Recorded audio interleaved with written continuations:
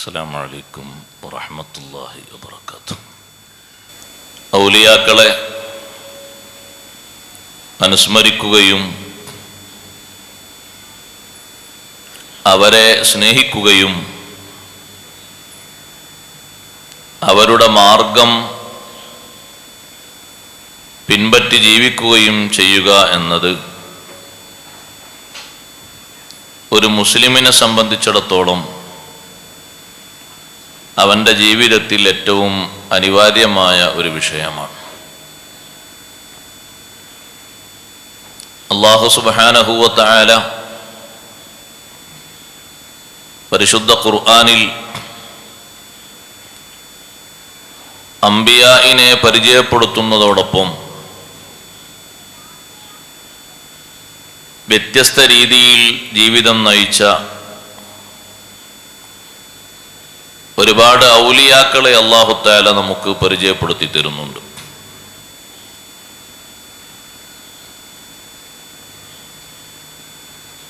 നബിയാണ് എന്ന് അറിയപ്പെട്ടിട്ടില്ലെങ്കിലും വലിയാണ് എന്നതിൽ പക്ഷാന്തരമില്ലാത്ത ഒരു മഹാനാണ് ലുഖ്മാനുൽ ഹക്കീം റളിയല്ലാഹു അൻഹു. അവരുടെ പേരിൽ തന്നെ ഖുർആനിൽ സൂറത്തുൽ ലുഖ്മാൻ എന്നൊരു അധ്യായം കാണാം.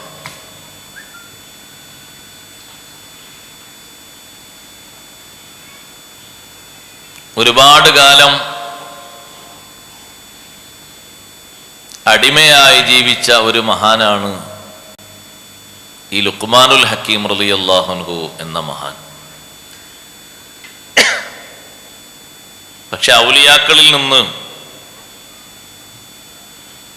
നാം ഏറ്റവും കൂടുതൽ ചിന്തിക്കുകയും പഠിക്കുകയും ഓർമ്മിക്കുകയും ചെയ്യേണ്ടത് പ്രധാനമായും അവരുടെ ജീവിത വിശുദ്ധിയാണ്. അതാണ് ഏറ്റവും കാതലായി നമ്മൾ പഠിക്കേണ്ടതും വിലയിരുത്തേണ്ടതും ഉൾക്കൊള്ളേണ്ടതുമൊക്കെ. സത്യത്തിൽ ഇപ്പൊ ഈ ഷെയ്ഖ് ജീലാനി റളിയല്ലാഹു അൻഹു വഫാത്തായിട്ട് എത്ര വർഷമായിട്ടുണ്ടാകും? 1000 വർഷം കഴിഞ്ഞു. മഹാനവർകൾ വഫാത്തായത് ഹിജ്റ 561-ലാണ്. ജനിച്ചത് ഹിജ്റ 470-ൽ, മറ്റൊരു അഭിപ്രായ പ്രകാരം 71-ൽ. 90 വർഷക്കാലം ജീവിച്ച മഹാനുഭാവൻ നമ്മിൽ നിന്ന് വിട പറഞ്ഞിട്ട് 1000 വർഷമായി. ഇപ്പോഴും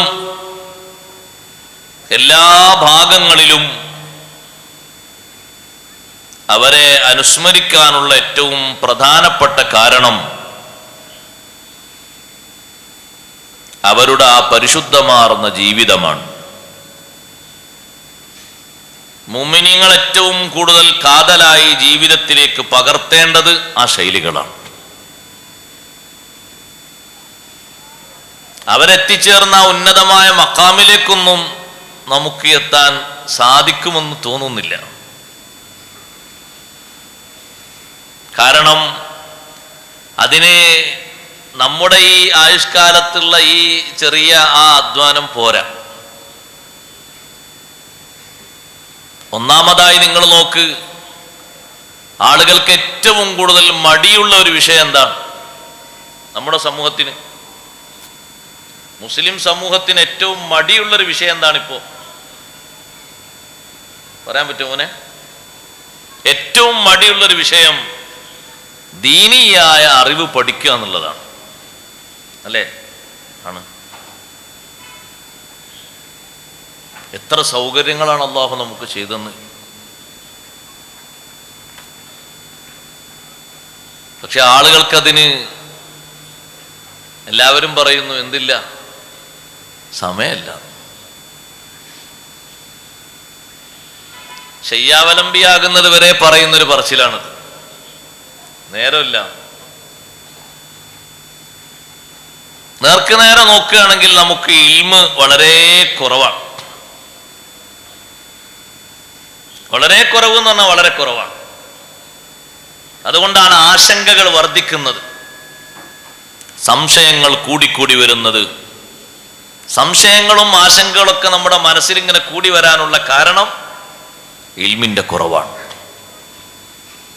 ശരിയായ അറിവുള്ളൊരു മനുഷ്യന് ശക്ക് അവന്റെ ഖൽബിലേക്ക് പിടികൂടൂല. നിഫാഖ് അവനെ ഭയപ്പെടുത്തൂല. അതിനൊക്കെ ഏറ്റവും വലിയ മരുന്ന് ശരിയായ അറിവാണ്. അറിവിന് മുന്നിൽ തപസ്സിരിക്കാൻ എത്ര കഴിയുമോ നമുക്ക്, അവരധ്വാനിച്ച കാലം കഴിയുമെന്ന് എനിക്ക് തോന്നുന്നില്ല. ഷെയ്ഖ് ജിലാനി റളിയല്ലാഹു അൻഹു കുട്ടിക്കാലത്ത് 18 വയസ്സ് വരെ നാട്ടിൽ വെച്ച് വ്യത്യസ്ത പണ്ഡിതന്മാരിൽ നിന്ന്, പിതാമഹൻ ഒരു വലിയ പണ്ഡിതനായിരുന്നു, അബ്ദുല്ലാഹി സൗമഈ റളിയല്ലാഹു അൻഹു, വലിയൊരു മഹാനായിരുന്നു. ഉമ്മയുടെ ഉപ്പ, അവരിൽ നിന്നടക്കം ഒരുപാട് വിജ്ഞാനങ്ങൾ പഠിച്ച് വിജ്ഞാനത്തിന്റെ വലിയ കേന്ദ്രമായ ബഗ്ദാദിലേക്ക് ജീലാനിൽ നിന്ന്, ഇറാനിൽ നിന്ന് ഇറാഖിലേക്ക് യാത്ര ചെയ്യുന്നു 18-ാമത്തെ വയസ്സിൽ. 18-ാമത്തെ വയസ്സിൽ ഇൽമു പഠിക്കാൻ വേണ്ടി പോകുന്ന ആ യുവാവ്, ചെറുപ്പക്കാരൻ, വിജ്ഞാനത്തിന് വേണ്ടി പോവുകയാണ്. പോകുമ്പോ നമ്മളെ നാട്ടിൽ നിന്നൊരു കുട്ടിയെ ഓതാൻ വേണ്ടി ഏതെങ്കിലും ദർസിലേക്കോ മറ്റോ പറഞ്ഞേക്കും പോലെയല്ല. ഉമ്മ ആ മോനെ നോക്കിയിട്ട് പറയുന്ന, മോനെ ഇനി നമ്മൾ ഖിയാമത്ത് നാളിലേ കാണുള്ളൂ എന്നാ. അടുത്ത മാസം ലീവ് ഇട്ട് മൂക്കിട്ട് വരണമെന്നല്ല. ഹാദാ വജുഹുൻ ലാ ഉറാഹു ഹത്താ യൗമിൽ ഖിയാമ. ഖിയാമത്ത് നാൾ വരെ ഇനി ഞാൻ ഈ മുഖത്തെ കാണൂല. കാരണം എൻ്റെ മോൻ പോകുന്നത് അറിവ് ശേഖരിക്കാനാണ്. അതൊരു നിശ്ചിത കാലാവധി ഒന്നുമില്ല, അങ്ങ് പഠിക്കൽ. ഏകദേശം അവർക്ക് ഉസ്താദുമാര് അനുവാദം കൊടുക്കുന്നത് വരെ പഠിക്കൽ. അങ്ങനെ പഠിക്കുക. ബുദ്ധിയാണെങ്കിലോ അപാരമായ ബുദ്ധിയാണ്. വലിയ ബുദ്ധിമാനാണ് ഷെയ്ഖ് ജിലാനി റളിയല്ലാഹു അൻഹു. ആ ബുദ്ധി കൊണ്ട് അവർ പഠിച്ചെടുക്കുന്നത് വലിയ വലിയ വിജ്ഞാന സാമ്രാട്ടുകളായ ഉസ്താദുമാരുടെ മുന്നിലിരുന്ന് എല്ലാ തരം വിജ്ഞാനങ്ങളും അവർ കരസ്ഥമാക്കിക്കൊണ്ടിരിക്കുകയാണ്. ചുരുക്കി പറഞ്ഞാൽ ഒരു 50 വയസ്സ് വരെ അത് നീണ്ടുപോയി. അപ്പൊ എത്രമാത്രം പഠിച്ചു. ഈ ഒരു വിലായത്തിന്റെ മേഖലയിലുള്ള ഒരു പ്രധാനപ്പെട്ട സംഗതിയാണ് വിജ്ഞാനത്തിന്റെ സമ്പാദനം എന്ന് പറയുന്നത്. അവർ തപസ്സിരുന്ന പോലെ തപസ്സിരിക്കാൻ കഴിയോ? അത്രല്ലെങ്കിലും അതിൻ്റെ ഒരു ചെറിയൊരു ശതമാനം ഉണ്ടെങ്കിലും വലിയ ഭാഗ്യമാണ്. നല്ലോണം അറിവ് നമ്മുടെ മക്കളെയും പേരമക്കളെയും ഒക്കെ പഠിപ്പിക്കണം. നേരത്തെ ബഹുമാനപ്പെട്ട ദാരിമി ഉസ്താദ് ഉണർത്തിയതുപോലെ വിശ്വാസരംഗത്തും മറ്റുമൊക്കെ പുതുതലമുറയിലെ നല്ല നല്ല കരുത്തുള്ള ചെറുപ്പക്കാരും ചെറുപ്പക്കാരികളൊക്കെ വൈകല്യങ്ങൾ കൂടിക്കൂടി വന്നിട്ട് ലിബറലിസം, യുക്തിവാദം, നിരീശ്വരവാദം എന്നൊക്കെ പറഞ്ഞ് പല ഭാഗങ്ങളിലേക്കും ചേക്കേറുന്നതിൻ്റെ കാരണം അറിവിൻ്റെ കുറവാണ്. പ്രധാനമായിട്ടും അറിവിൻ്റെ കുറവാണത്. അത് ഇപ്പോൾ ഈ നൂറ്റാണ്ടിൽ മാത്രം തുടങ്ങിയതൊന്നുമല്ല. നിരീശ്വരവാദികളും യുക്തിവാദികളും കുറെ മുമ്പുണ്ട്. ബഹുമാനപ്പെട്ട ഇമാമുൽ ആലം അബൂ ഹനീഫ റളിയല്ലാഹു അൻഹുവിന്റെ കാലത്ത് എത്ര സംഘങ്ങൾ ഉണ്ടായിരുന്നു. മഹാനവറുകളുടെ അറിവ് അവർക്ക് മുന്നിൽ ചെലവഴിച്ച് പലരെയും യഥാർത്ഥ വഴിയിലേക്ക് മടക്കിക്കൊണ്ടുവരാൻ സാധിച്ചു.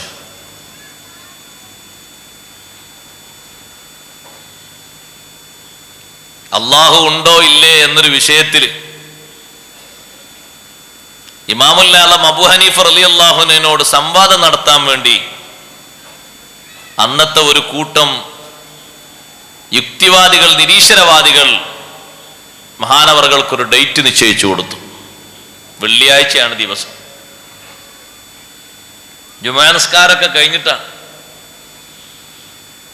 ജുമാ നിസ്കാരം കഴിഞ്ഞ് ആളുകളൊക്കെ തടിച്ചുകൂടി. സംശയാലുക്കളായ ആളുകളൊക്കെ സ്റ്റേജിൽ വന്ന് നിരനിരയായിരുന്നു. അബൂ ഹനീഫ റളിയല്ലാഹു അൻഹു എത്തിയില്ല. അപ്പൊ ഇവരിങ്ങനെ പറയാൻ തുടങ്ങി, എത്ര നേരമായി ആളുകൾ കാത്തിരിക്കുന്നു, എവിടെ പോയി ഇയാള്? ഇങ്ങനെ പലരും ആശങ്കപ്പെട്ടുകൊണ്ടിരിക്കുമ്പോ കുറച്ച് സമയം വൈകിയെങ്കിലും മഹാനവറുകൾ ആ വേദിയിലേക്ക് ഇങ്ങനെ കയറി വന്നു. അബൂ ഹനീഫ റളിയല്ലാഹു അൻഹു എന്ന് പറയുന്നത് 1-ാം നൂറ്റാണ്ടിൽ ജീവിച്ച 4 ഇമാമുകളിൽ ഏക ഇമാമാണ്. നമ്മൾ അവലംബിക്കുന്ന, അംഗീകരിക്കുന്ന ഇമാം ഷാഫി റളിയല്ലാഹു അൻഹു 1-ാം നൂറ്റാണ്ടിൽ ജീവിച്ചിട്ടില്ല. ജനിക്കുന്നത് തന്നെ ഹിജറ 150-ലാണ്. 1-ാം നൂറ്റാണ്ടിൽ ജീവിച്ച മഹാനാണ്. സ്വഹാബിമാരെ കണ്ട് ദീന് പകർത്തിയ മഹാനാണ് ഇമാമുൽ ആലം അബൂ ഹനീഫത്തുൽ കൂഫി റളിയല്ലാഹു അൻഹു. അവരോടാണ് ഈ സംവാദത്തിന് വെല്ലുവിളിച്ച് ഇങ്ങനെ കാത്തിരിക്കുന്നത്. അപ്പൊ നേരം വൈകിയതിനെ പറ്റി ഒച്ചപ്പാടുണ്ടാക്കി സ്റ്റേജിൽ നിന്ന് പലരും. മഹാനവറുകൾ സൗമ്യതയോടെ ഒന്നും പ്രതികരിച്ചില്ല, മൗനം പാലിച്ചു.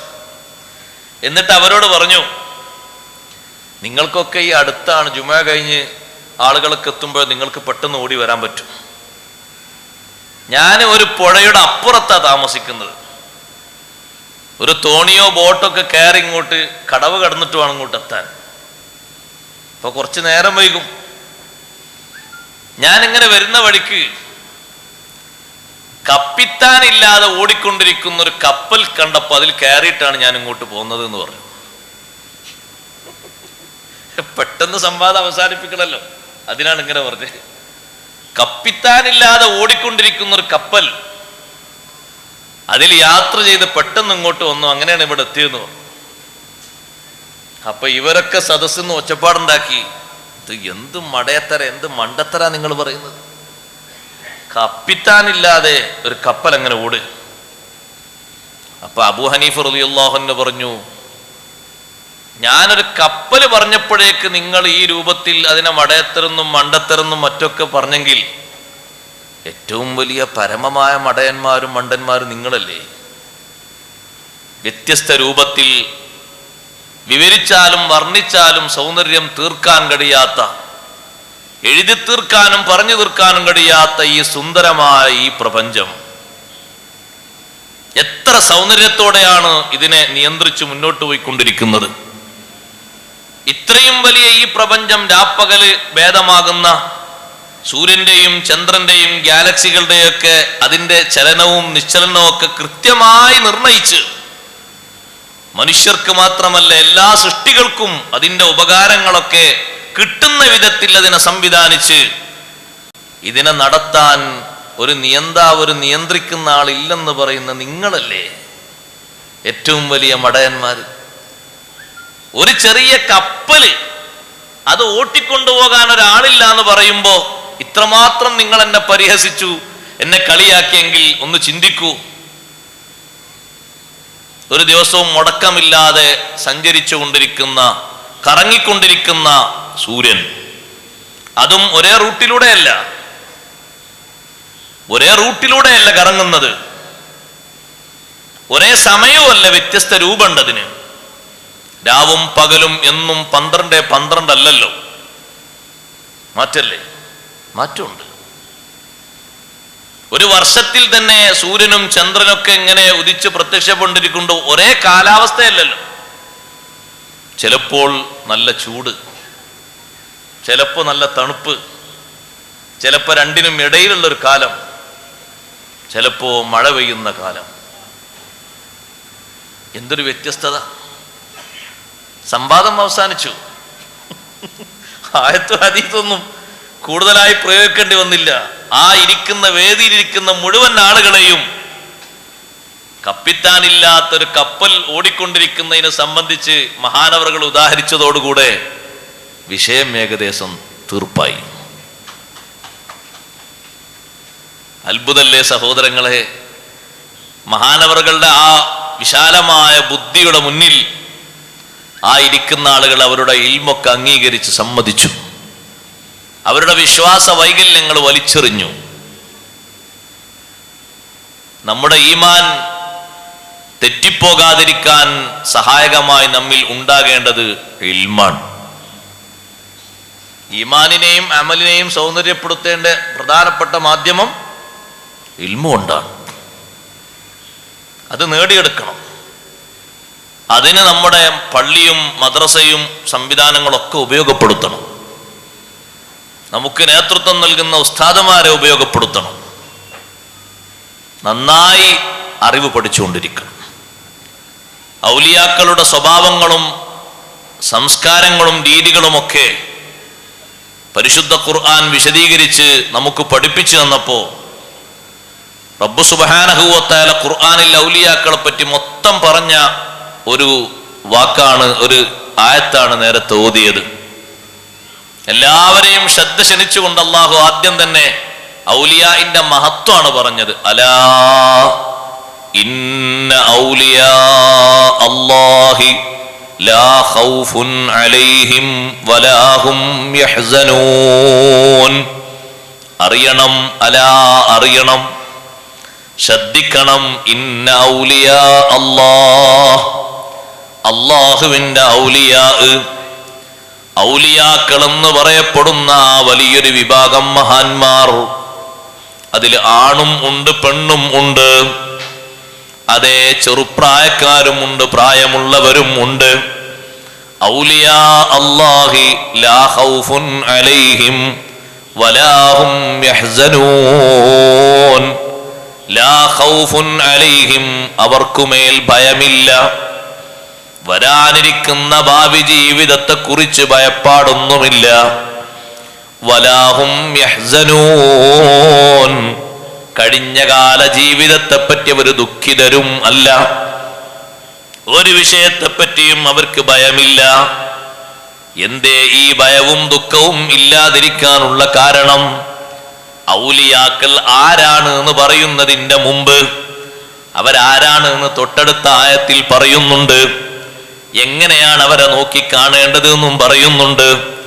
അതിനു മുമ്പ് അല്ലാഹു പറയുന്നത് ലാ ഖൗഫുൻ അലൈഹിം വലാ ഹും യഹ്സനൂൻ, അവർ ഭീതിയുള്ളവരല്ല, ഒരു വിഷയത്തിലും അവർക്ക് ഭയപ്പാടില്ല. കണ്ടില്ലേ നിങ്ങൾ, ഖുർആൻ പഠിപ്പിക്കുന്ന വലിയൊരു മഹദിയാണ് ബീവി മറിയം റളിയല്ലാഹു അൻഹാ. ഖുർആനിൽ ഇതുപോലെ ചരിത്രം പറഞ്ഞ മറ്റൊരു മഹദിയെ കാണാൻ കഴിയൂല. മഹദിമാരെ കൂട്ടത്തിൽ ഏറ്റവും അധികം ഖുർആൻ എടുത്തു പറഞ്ഞ മഹദിയാണ് മറിയം ബീവി. മറിയം ബീവിയുടെ ചരിത്രങ്ങൾ അല്ലാഹു തആല 7 സ്ഥലങ്ങളിൽ ഖുർആനിൽ ആവർത്തിച്ച് കൊണ്ടുവന്നിട്ടുണ്ട്. എല്ലാ സ്ഥലങ്ങളിലും ഒരേ രൂപത്തിലും ഭാവത്തിലും അല്ല. സൂറത്തു മറിയം എന്നൊരു സൂറത്തിൽ മാത്രം അത് ഒതുക്കിയിട്ടില്ല. തൊട്ടിപ്പുറത്ത് സഹോദരങ്ങളെ ത്വാഹ സൂറത്തിലും അത് പറഞ്ഞിട്ടുണ്ട്. അതിന്റെ നേരെ ഇപ്പുറത്ത് അംബിയാ സൂറത്തിൽ 10 നബിമാരുടെ ചരിത്രം അല്ലാഹു പറയുന്നുണ്ട്. ആ കൂട്ടത്തിൽ അല്ലാഹു തആല നബിയൊന്നുമല്ലെങ്കിലും വലിയ മഹത്വം നൽകി അല്ലാഹു ആദരിച്ച മഹദിയാണ് മറിയം ബീവി റളിയല്ലാഹു അൻഹാ. അവരുടെ ചരിത്രവും റബ്ബ് സുബ്ഹാനഹു വ തആല അതിന്റെ പിന്നാലെ പറയുന്നുണ്ട്. നബിയല്ല, പക്ഷേ അള്ളാഹുവിന്റെ ഇഷ്ടപ്പെട്ട ഒരു മഹദിയാണ്, റബ്ബിലേക്ക് അടുത്ത മഹദിയാണ് മറിയം ബീവി റളിയല്ലാഹു അൻഹാ. അവരുടെ മഹത്വവും ഖുർആനിൽ എണ്ണിപ്പറയുന്നുണ്ട്. ഏതെങ്കിലും വിഷയത്തെ സംബന്ധിച്ചവർക്ക് ഭീതിയുണ്ടായോ? ഇല്ല. ഏറ്റവും അധികം കോളിലക്കം സൃഷ്ടിച്ച ഒരു സംഗതിയല്ലേ മറിയം ബീവി റളിയല്ലാഹു അൻഹയ്ക്ക് ഒരു കുഞ്ഞ് ജനിച്ചപ്പോഴുണ്ടായ അവസ്ഥ. മറിയം ബീവി റളിയല്ലാഹു അൻഹ നല്ല ധൈര്യത്തോടെയല്ലേ നിന്നത്. ഇന്ന് നമ്മൾ കേൾക്കുന്ന ഒരു മലയില്ലേ ബെത്ലഹേം എന്ന് പറയുന്ന ആ കുന്ന്, ബെത്ലഹേം അറബിയിൽ ബൈത്തുല്ലഹിം എന്ന് പറയും. ഫലസ്തീനിലെ ബെത്ലഹേം എന്ന് പറയുന്ന കുന്നിന്മേലെ ഒറ്റക്ക് കഴിയുന്നു ബഹുമാനപ്പെട്ട മറിയം ബീവി റളിയല്ലാഹു അൻഹ. റബ്ബ് സുബ്ഹാനഹു വ തആല അവർക്ക് കുഞ്ഞിനെ നൽകിയപ്പോൾ അതേ ഭർത്താവിന്റെ സഹായം ഇല്ലാതെ തന്നെ മറിയം ബീവി റളിയല്ലാഹു അൻഹക്ക് അല്ലാഹു തആല സന്തോഷത്തിന് അവർ അല്ലാഹുവിലേക്ക് ഇബാദത്ത് കൊണ്ടും മറ്റും അടുത്ത നേരത്ത് അവരെ ഇബാദത്തും മറ്റുമൊക്കെ അല്ലാഹു തആല സ്വീകരിച്ച് ഒരു കുഞ്ഞിനെ നല്ല സന്തോഷത്തോടുകൂടെ അവർക്ക് നൽകിയപ്പോ താഴ്വരകളിൽ നിന്ന് ഒരുപാട് ആളുകൾ അങ്ങോട്ട് ഇരച്ച് കയറിയില്ലേ? കയറിയിട്ട് അവർ തുരുതുരാ ചോദ്യം ചെയ്തില്ലേ? യാ ഉഖ്ത ഹാറൂന മാ കാന അബൂകി ഇംറാ സൗഇൻ വമാ കാനത് ഉമ്മുകി ബഗിയാ. എവിടുന്നാണ് ഈ കുട്ടിയെ കിട്ടിയത് എന്ന് പറയണം. ആരാണ് ഇതിന്റെ പിന്നിലെ ആള് എന്ന് പറയണം. നിങ്ങളെ ബാപ്പൊരു മോശക്കാരനല്ലല്ലോ, നിങ്ങളെ ഉമ്മയും മോശക്കാരിയല്ലല്ലോ. വമാ കാനത് ഉമ്മുകി ബഗിയാ, നിങ്ങളെ ഉമ്മാനെ ഞങ്ങൾക്കൊക്കെ പരിചയമുണ്ട്, ഹന്നത്ത് ബീവി. എത്ര നല്ല മഹതിയാണ്, ഒരു വേശ്യാവൃത്തിയുടെ സ്വഭാവമുള്ള പെണ്ണല്ലല്ലോ. ബാപ്പയെയും ഞങ്ങൾക്കറിവുണ്ട്, ഇമ്രാൻ എന്ന് പറയുന്ന മഹാൻ ബൈത്തുൽ മഖ്ദിസിലെ കാര്യങ്ങൾക്കൊക്കെ നേതൃത്വം നൽകിയിരുന്ന വലിയൊരു മഹാനാണ്. അവരും ഒരു നിലക്കും ദുസ്വഭാവത്തിന്റെ ഒരു അടയാളം പോലും ഇല്ലാതെ ജീവിച്ച ആളല്ലേ. എന്തെല്ലാമാണ് അവർ പറഞ്ഞുകൂട്ടുന്നത്. മറിയം ബീവി റളിയല്ലാഹു അൻഹ ഒന്നും മറുപടി പറയുന്നില്ല. മഹദി എന്താ തീരുമാനിച്ചത്? ഇന്നി നദർതു ലിർറഹ്മാനി സൗമാ ഫലൻ ഉകല്ലിമൽ യൗമ ഇൻസിയാ. എത്ര നിങ്ങൾ ആക്രോശിച്ചാലും എത്ര നിങ്ങൾ എതിര് പറഞ്ഞാലും ഒരൊറ്റ മറുപടിയും പറയണ്ട എന്നാണ് എന്റെ നിശ്ചയം.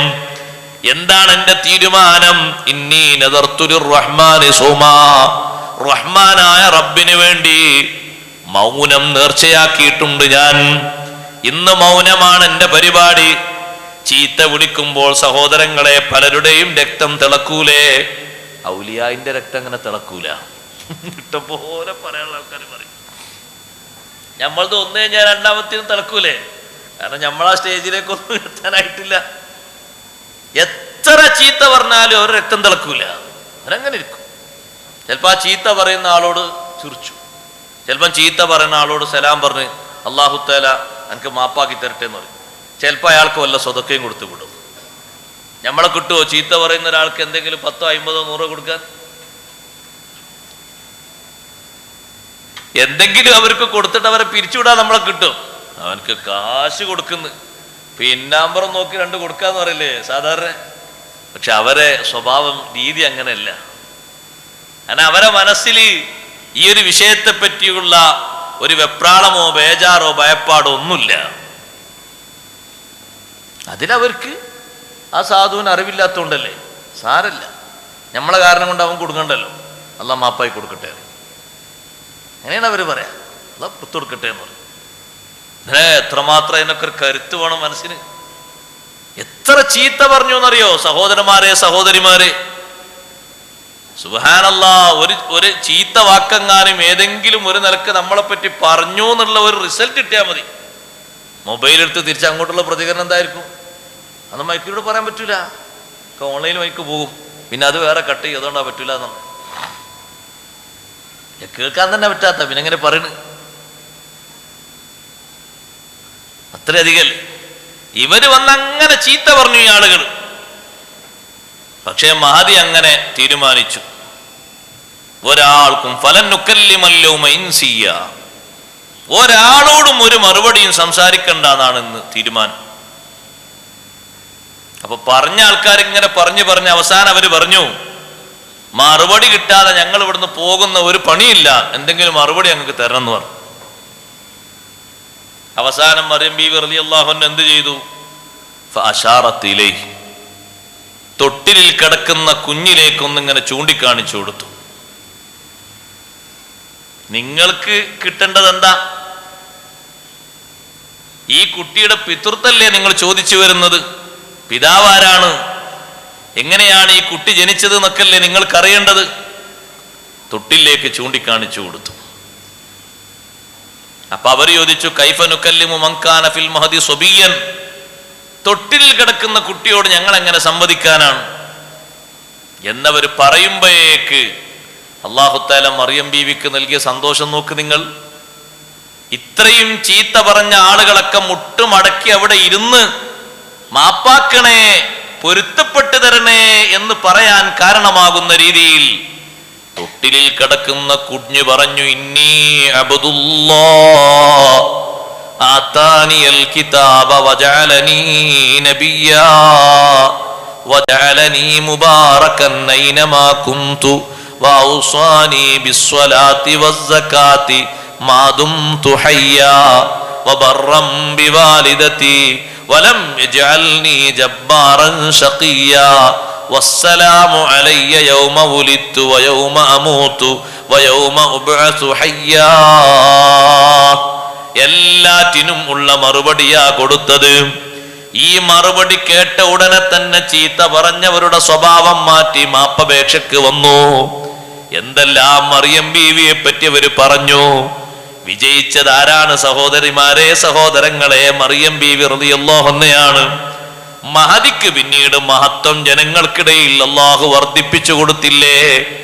ഈ കുട്ടി സംസാരിച്ചത് എന്താണ്? ഇന്നി അബ്ദുല്ലാഹ്. നിങ്ങളാരും പറയുന്നത് പോലെ കരുതുന്നത് പോലെ ഞാനൊരു ജാരസന്താനമല്ല, ഞാൻ അള്ളാഹുവിന്റെ അടിമയാണ്. മറ്റു പലരും വാദിക്കുന്നത് പോലെ ഞാനൊരു ദൈവമല്ല, ദൈവത്തിന്റെ അവതാരവുമല്ല, ദൈവത്തിന്റെ പുത്രനുമല്ല, ദൈവത്തിന്റെ ഒരു ഭാഗവും അല്ല. ഇന്നി അബ്ദുല്ലാഹ്, ഞാൻ അള്ളാഹുവിന്റെ അടിമയാണ്. ആതാനിയൽ കിതാബ, അള്ളാഹു എനിക്ക് വേദഗ്രന്ഥം നൽകിയിരിക്കുന്നു. വജഅലനീ നബിയ്യാ, എന്നെ നബിയായി അള്ളാഹു നിശ്ചയിച്ചിരിക്കുന്നു. തൊട്ടിലിൽ കിടക്കുന്ന 1 മാസം തികയാത്ത കുട്ടിയാണ് ഈ പറയുന്നത്. ആതാനിയൽ കിതാബ വജഅലനീ നബിയ്യാ വജഅലനീ മുബാറകൻ ഐനമാ കുന്തു. ഞാൻ എവിടെയാണെങ്കിലും അള്ളാഹു എന്നെ ബറക്കത്തുള്ളവനാക്കിയിരിക്കുന്നു. ഞാൻ ഏത് നാട്ടിൽ താമസിച്ചാലും, ഏത് കുടുംബത്തിൽ താമസിച്ചാലും, ഏത് ഗോത്രത്തിൽ താമസിച്ചാലും അവിടെയൊക്കെ ഞാൻ കാരണം അല്ലാഹു ബറക്കത്ത് തരും. വഔസാനി ബിസ്സലാത്തി വസ്സകാത്തി മാ ദുംതു ഹയ്യാ. ജീവിക്കുന്ന കാലത്തോളം നിസ്കാരവും സക്കാത്തും അല്ലാഹു എന്നോട് നിർദ്ദേശിച്ചിരിക്കുന്നു. നമ്മളെപ്പോലെ 5 വക്തില്ലെങ്കിലും കുറഞ്ഞ നിസ്കാരം അവർക്കും ഉണ്ട്. മസീഹി ഈസാ അലൈഹി സ്വലാത്തു വസ്സലാമും നിസ്കരിച്ചിട്ടുണ്ട്, അവിടുത്തെ ഖൗമിനോട് നിസ്കരിക്കാൻ പറഞ്ഞിട്ടുണ്ട്. നിശ്ചിതമായ നിർണിതമായ 1 വക്ത് നിസ്കാരം, അതല്ലേ പല അമ്പിയായിനും അല്ലാഹു തആല നൽകിയത് അവരുടെ സമൂഹത്തിനൊക്കെ. 5 വക്ത് നമ്മുടെ ഉമ്മത്തിന് മാത്രമാണ് അല്ലാഹു തആല നിശ്ചയിച്ചത്. ഞാൻ പറഞ്ഞു വന്നത്, ബഹുമാനപ്പെട്ട മറിയം ബീവി റളിയല്ലാഹു അൻഹ എത്ര സന്തോഷവതിയായി. എന്തെങ്കിലും പേടിയുണ്ടായോ? ഒരു പേടിയില്ല. അവരെന്തെങ്കിലും പറഞ്ഞിട്ട് മഹദിയുടെ ഖൽബ് പതറിപ്പോയോ? ഒന്നും പതറിയില്ല. നല്ല ആർജവത്വത്തോടെ പ്രതികരിച്ചു. ലാ ഖൗഫുൻ അലൈഹിം, ഒരു പേടിയും ഒരു ഭീതിയും ഇല്ല അവർക്ക്. അങ്ങനല്ലേ ഔലിയാക്കളെ പറ്റിയൊക്കെ നമ്മൾ മനസ്സിലാക്കുന്ന? അങ്ങനല്ലേ? ഒരു പേടിയില്ല ഒരു വിഷയത്തെപ്പറ്റി. മുന്നിൽ എത്ര വലിയ ഭീമാകാരമായ വിഷയം വന്നാലും അവർ നേരിടും. ഖുർആൻ പഠിപ്പിക്കുന്ന, രാജ്യം മുഴുവനും ഭരിച്ച അള്ളാഹുവിൻ്റെ ഒരു വലിയാണ് ദുൽഖർനൈൻ എന്ന് പറയുന്നൊരു മഹാൻ. സൂറത്തുൽ കഹ്ഫിലൂടെ അല്ലാഹു തആല പഠിപ്പിക്കുന്നുണ്ട്. മഹാനവർകൾ ബഹറുൽ യാത്ര പോയപ്പോ ഇരുൾമുറ്റിയ വലിയ ഒരു സമുദ്രം, അതിലൂടെ യാത്ര പോകുമ്പോ ദുൽഖർനൈൻ ചക്രവർത്തിക്ക് അല്ലാഹു തആല സ്പെഷ്യൽ വാഹനമാണ് അല്ലാഹു കൊടുത്തത്. സുലൈമാൻ നബി അലൈഹി സ്വലാമിന് എന്താ വാഹനം? കാറ്റല്ലേ, കാറ്റ്. ദുൽഖർനൈൻ ചക്രവർത്തിക്ക് അല്ലാഹു കൊടുത്ത വാഹനം മേഘമാണ്. നല്ല സ്പീഡല്ലേ അതിന്? എന്തൊരു സ്പീഡാ അല്ലേ? മേലോട്ടൊക്കെ നോക്കിയിട്ട് ഇപ്പൊ കൊണ്ടോട്ടിയിൽ ഇപ്പം മഴയൊന്നും ഇങ്ങനെ കരുതി വെക്കുമ്പോ കുറച്ച് കഴിഞ്ഞിട്ട് നമ്മൾ വിളിച്ചു നോക്കുമ്പോൾ തിരുവനന്തപുരത്താ മഴ. കണ്ട കാർ മേഘം മുഴുവനും എത്ര പെട്ടെന്നാ തിരുവനന്തപുരത്തേക്ക് പാഞ്ഞു പോയത്. എത്ര അതിന്റെ സ്പീഡ്, എത്ര പെട്ടെന്നാ സഹോദരങ്ങളെ! എന്തൊരു വാഹനം! ഈ വാഹനത്തിൽ ഏറിയിട്ട് ദുൽഖർനൈൻ ചക്രവർത്തി ബഹറുൽ യാത്ര ചെയ്യുമ്പോ ഒരു സമൂഹം വന്നിട്ട് മഹാനവർകളോട് പരാതി പറഞ്ഞു. ഇന്ന യഅ്ജൂജ വമഅ്ജൂജ മുഫ്സിദൂന ഫിൽ അർദ്. യജൂജ് മഅജൂജ് എന്ന് പറയുന്ന രണ്ട് വിഭാഗം ഭൂമിയിൽ വലിയ കുഴപ്പം സൃഷ്ടിക്കുന്നവരാണ്. അവരെ കൊണ്ട് ഇവിടെ നിൽക്കാൻ പറ്റുന്നില്ല. എന്തെങ്കിലും ഒരു സംഗതി, ഒരു ളുൽമ് അവരെ ഭാഗത്തുനിന്ന് ഞങ്ങളുമായി ബന്ധപ്പെട്ടാൽ ഞങ്ങളെ കൂട്ടത്തിൽപ്പെട്ട ഏതെങ്കിലും കുറച്ച് ആളുകൾ അപ്പം തന്നെ പണിയായിട്ടുണ്ടാവും. പെട്ടെന്ന് അവര് കൊലപാതകം നടത്തും. അക്രമം മാത്രമേ അവർക്ക് പരിചയമുള്ളൂ.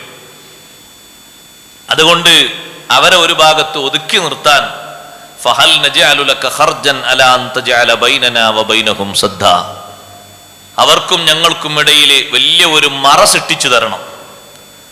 നിങ്ങൾക്ക് എന്തെങ്കിലുമൊക്കെ വേണമെങ്കിൽ കൂലിയായിട്ട് പാരിതോഷികമായിട്ട് ഞങ്ങൾ തരാം. ദുൽഖർനൈൻ ചക്രവർത്തി പറഞ്ഞു, ഒരു പാരിതോഷികവും വേണ്ട. മാ മക്കന്നി ഫീഹി റബ്ബി ഖൈർ, അള്ളാഹു എനിക്ക് തന്ന സംവിധാനങ്ങൾ തന്നെ വലിയ ഉത്തമമായ സംവിധാനമാണ്. നിങ്ങളുടെ ആരോഗ്യം കൊണ്ട് നിങ്ങൾ എന്നെ സഹായിക്കണം. ഞാൻ പറയുന്ന നിശ്ചിത തൊഴിലുകൾ നിങ്ങൾ ചെയ്തിട്ട് ഒരു വലിയ മതിൽ, വൻമതിൽ നമുക്കിവിടെ നിർമ്മിക്കണം. എത്ര എളുപ്പത്തിലാണ് ആ സംഗതിയൊക്കെ നിർമ്മിച്ചത്. യജൂജ് മഅജൂജ് എന്ന് പറയുന്ന ഈ വലിയ സമൂഹത്തെ അതിനപ്പുറത്ത് തളച്ചിട്ടു. ഖിയാമത്ത് നാളിനോടനുബന്ധിച്ച് യജൂജ് മഅജൂജ് വരുമ്പോ അന്ന് ഭൂമിയിൽ ജീവിച്ചിരിക്കുന്ന നേതാവാണ് മസീഹ് ഈസാ അലൈഹിസ്സലാം. ഈസാ നബി അലൈഹി ഇസ്ലാമിനോട് അല്ലാഹു തആല പറയും, അവരെ നേരിടാൻ പോകണ്ട, യജൂജ് മഅജൂജിനെ നേരിടാൻ പോകണ്ട, നിങ്ങളും നിങ്ങളോട് കൂടെയുള്ള മൂമിനീങ്ങളും ഹറമിലും ഹറമിന്റെ പരിസരത്തും കഴിഞ്ഞോളൂ, അങ്ങോട്ടൊരു വരില്ല. അവരെ നേരിടാൻ ഒക്കില്ല, നിങ്ങൾക്ക് തകർക്കാൻ കഴിയൂല, അതുകൊണ്ട് നേരിടാൻ പോകണ്ടെന്ന് പറയും. അത്രയും ഭീമാകാരന്മാരായ ഒരു സമൂഹമാണ് യജൂജ് മഅജൂജ്. എല്ലാവരും ഒരേ വലുപ്പത്തിലല്ല, വ്യത്യസ്ത വലുപ്പത്തിലുള്ളവരാണ്. അതിൽ പല വിഭാഗങ്ങളിൽ ഒരു വിഭാഗത്തെ ഖുർആൻ പണ്ഡിതന്മാർ പരിചയപ്പെടുത്തുന്നത് രണ്ട് ചെവിയുണ്ട്, ആനച്ചെവി പോലത്തെ രണ്ട് ചെവിയുണ്ട് ഒരു ടീമിന്. ഒന്ന് വിരിക്കും, മറ്റൊന്ന് പുതക്കും എന്നാ പറഞ്ഞത്. നമ്മൾ കാണാത്തൊരു ചെവിയാണത്. എന്താപ്പാ ചെവിന്റെ വിസ്തീർണം, എന്താ അതിന്റെ വലുപ്പമൊക്കെ? ഒന്ന് വിരിക്കാനൊന്ന് പുതക്കാനൊക്കെ ഉണ്ടെങ്കിൽ ആനച്ചെവി അത്ര ഉണ്ടോ? ഇല്ല. അതിനേക്കാളും വലിയ ചെവികളാ, കാതുകളാ ഇവർ കൊടുത്തിരിക്കുന്നത്. പക്ഷെ ആ വലിയ ളുൽമ് ചെയ്യുന്ന ആളുകളെ പിടിച്ച് ഒതുക്കി ഒരു ഭാഗത്ത് അങ്ങനെ ഭദ്രമാക്കി വെക്കാനുള്ള ഒരു കഴിവ് ദുൽഖർനൈൻ എന്ന് പറയുന്ന ചക്രവർത്തിയായ വലിയായ മഹാന് അല്ലാഹു തആല നൽകി. എത്രമാത്രം വലിയൊരു ബഹുമാനമാണ് അല്ലാഹു നൽകിയത്, എത്ര വലിയ സ്ഥാനമാണ് അല്ലാഹു നൽകിയത്. മുന്നിൽ വരുന്ന ഒരു വിഷയത്തെ സംബന്ധിച്ചും അവർക്കൊരു ഭീതിയും ഇല്ല. ഇനി സ്വന്തത്തിലോ കുടുംബത്തിലോ അങ്ങനെ വല്ല ഭയപ്പെടുന്ന സംഭവങ്ങൾ ഉണ്ടായാലും ഒരു പേടിയില്ല. ബഹുമാനപ്പെട്ട ഷെയ്ഖ് ജീലാനി റളിയല്ലാഹു അൻഹു നോക്ക് നിങ്ങൾ, മഹാനവറുകളോട് ആരെങ്കിലും വന്നിട്ട് മഹാനവറുകളോട് ആരെങ്കിലും വന്നിട്ട് നിങ്ങൾക്കൊരു കുട്ടി ജനിച്ചിട്ടുണ്ട് എന്ന് പറഞ്ഞാൽ മഹാനവറുകൾ പറയും, പ്രശ്നമാക്കണ്ട, വിഷമം കരുതണ്ട, അതൊരാഴ്ചയെ ഭൂമിയിൽ ഉണ്ടാകുള്ളൂ. കുട്ടി ഒരാഴ്ചയെ ഭൂമിയിൽ അതിന് അല്ലാഹു ആയുസ് കണക്കാക്കിയിട്ടുള്ളൂ, അത്രേ ഉണ്ടാകുള്ളൂ. എത്ര കുഞ്ഞുങ്ങളാ മഹാനവറുകൾക്ക് വഫാത്തായി പോയത്. പക്ഷെ അള്ളാഹുവിന്റെ ഖളായിലുള്ള ഉറച്ച തീരുമാനത്തിൽ മഹാനവറുകൾ ഉറച്ചു നിന്നു, സുബ്ർ ചെയ്തു. മൊത്തം 49 മക്കള് മഹാനവറുകൾക്ക് ജനിച്ചിട്ടുണ്ട്, വ്യത്യസ്ത ഭാര്യമാരിലായിട്ട്. 4 ഭാര്യമാരെ കല്യാണം ചെയ്തിട്ടുണ്ട്. അവരിലായിട്ട് അല്ലാഹു തആല 49 മക്കളെ കൊടുത്തിട്ടുണ്ട്. അതിൽ 10-35 മക്കളും വിടവാങ്ങിയവരാണ് കുഞ്ഞുനാളിൽ തന്നെ. ബാക്കിയുള്ളവരെ ഹയാത്തിലുണ്ടായിട്ടുള്ളൂ. പക്ഷെ ഈ കുട്ടി, ഒരു കുട്ടി നമ്മുടെ ഇടയിൽ നോക്കുന്ന ഒരു കുട്ടി ഒരാൾക്ക് അങ്ങോട്ട് മരിച്ചു പോകുമ്പോഴേക്ക് അയാൾ മൊത്തം തകർന്നു പോയി. പിന്നെ 2 കൊല്ലം കഴിഞ്ഞാലും അയാൾ മുഖത്ത് നോക്കുമ്പോൾ നമുക്ക് കാണാൻ കഴിയും എത്ര സന്തോഷാവസ്ഥകൾ വന്നാലും മാറിക്കിട്ടാൻ വളരെ പണിയാണ്. ചിലര് മാറും, ചിലർ തീരെ മാറൂല.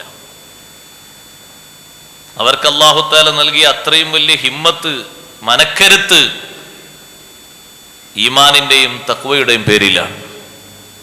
വലാഹും യഹ്സനൂൻ, അവർ ദുഃഖിക്കുന്നവരല്ല, വിഷമിക്കുന്നവരല്ല. ഒരു വിഷയത്തെ സംബന്ധിച്ച് പേടിച്ച് വിറക്കുന്നവരല്ല. അള്ളാഹുവിന്റെ ഔലിയാക്കൾക്ക് അല്ലാഹു തആല നൽകിയ വലിയ മനക്കരുത്തും ധൈര്യവും അങ്ങനെയല്ലേ. എന്തെങ്കിലും ഒരു വിഷയത്തെ പറ്റി അവർക്ക് പേടിയുണ്ടോ? ലോകത്തെ ഏറ്റവും വലിയ ഔലിയാക്കളാണ് സ്വഹാബിമാര്. സ്വഹാബിമാരാണ് ഏറ്റവും വലിയ ഔലിയാക്കൾ. ആ ഔലിയാക്കളുടെ സ്ഥാനം കഴിഞ്ഞിട്ടല്ലേ ബാക്കിയുള്ള ഔലിയാക്കളൊക്കെ ഉള്ളൂ. നിങ്ങൾ നോക്ക്, ആ ഔലിയാക്കളെ കൂട്ടത്തിൽപ്പെട്ട ഒരു മഹാനാണ്, നമുക്കൊക്കെ പേര് പരിചയമുള്ള മഹാനാണ് ഖുബൈബ് റളിയല്ലാഹു അൻഹു.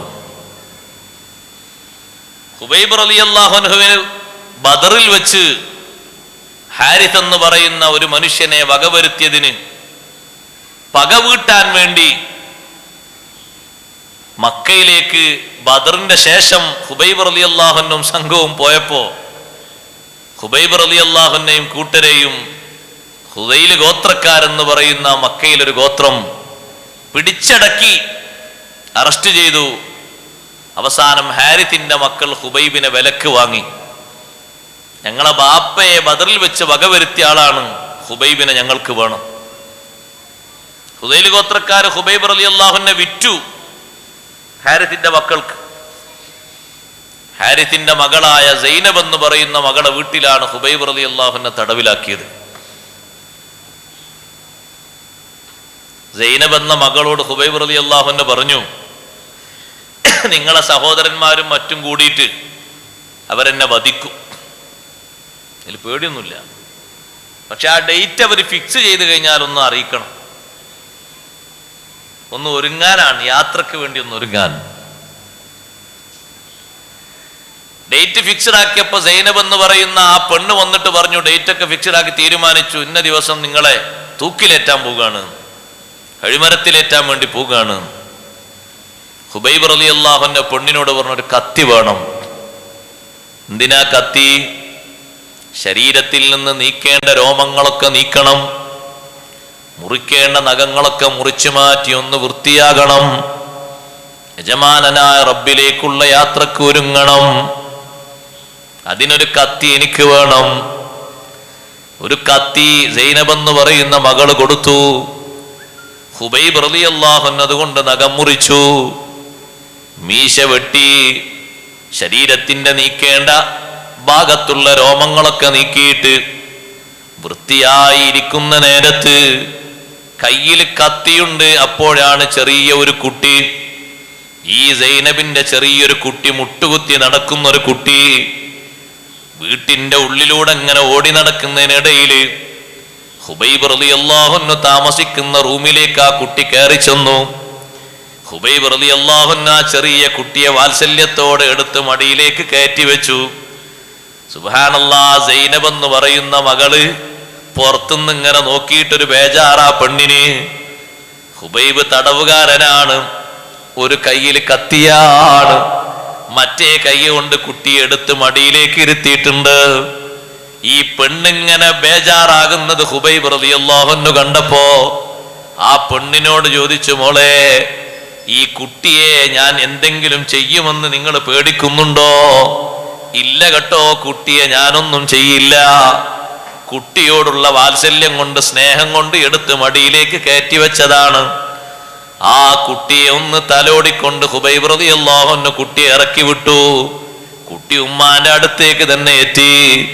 സുബ്ഹാനല്ലാഹ്, ഖുബൈബ് റളിയല്ലാഹു അൻഹുവിനെ സംബന്ധിച്ച് ആ പെണ്ണ് എല്ലാവരോടും പറയാറുണ്ട്, മാ റഅയ്തു അസീറൻ ഖത്തു ഖൈറം മിൻ ഖുബൈബ്.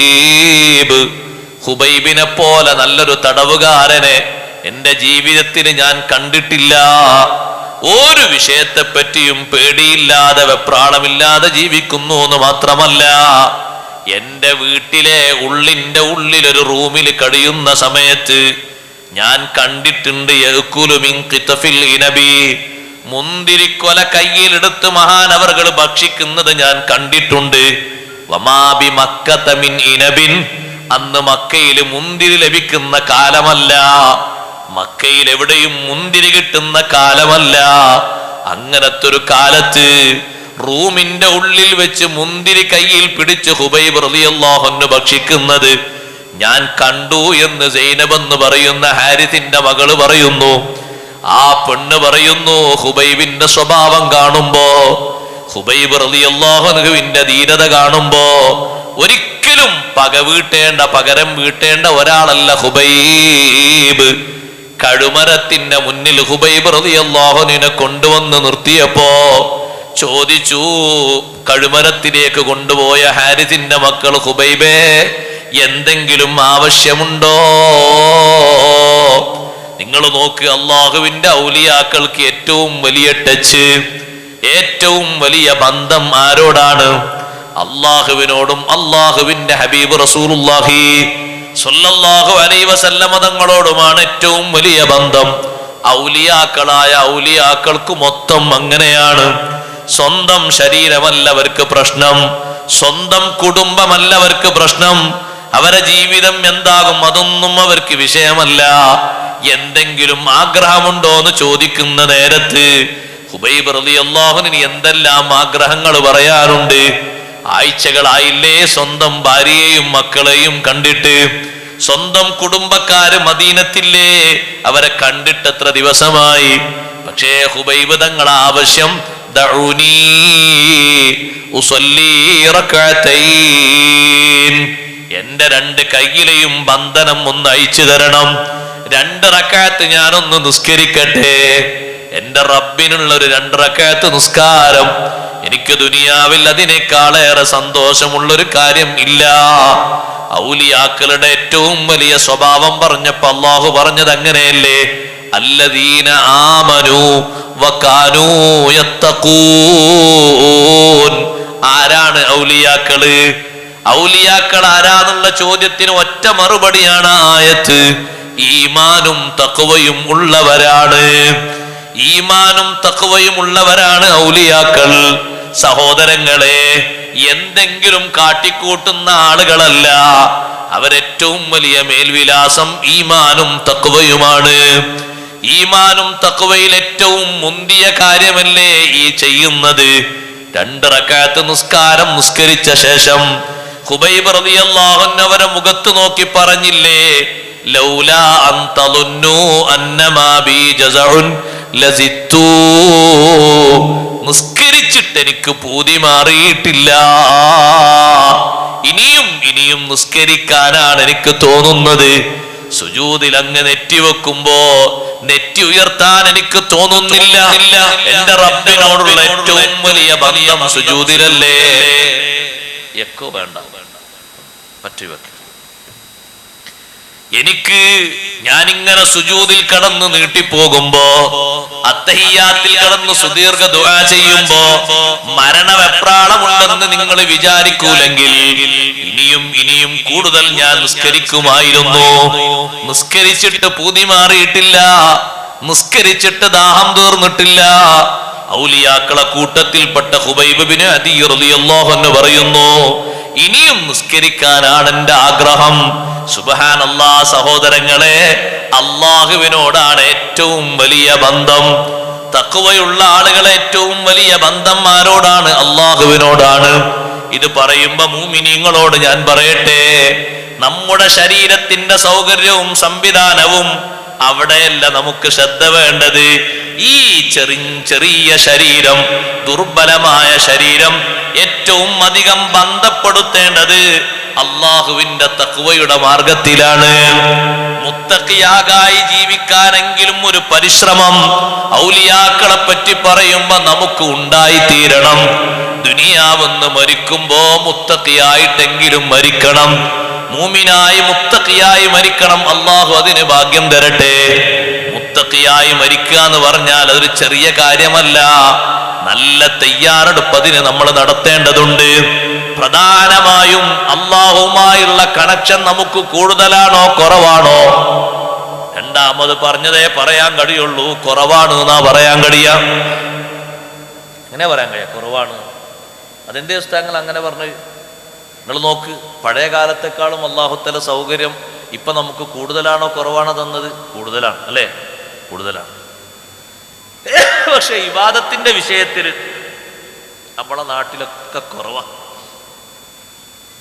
ഇവിടെ ഈ മഹല്ലത്തിൽ വീടും വാഹനവും സൗകര്യവും ഇല്ലാത്ത ഏതെങ്കിലും വീടുണ്ടാവും? ഉണ്ടാവുമോ? ഉണ്ടാവില്ല.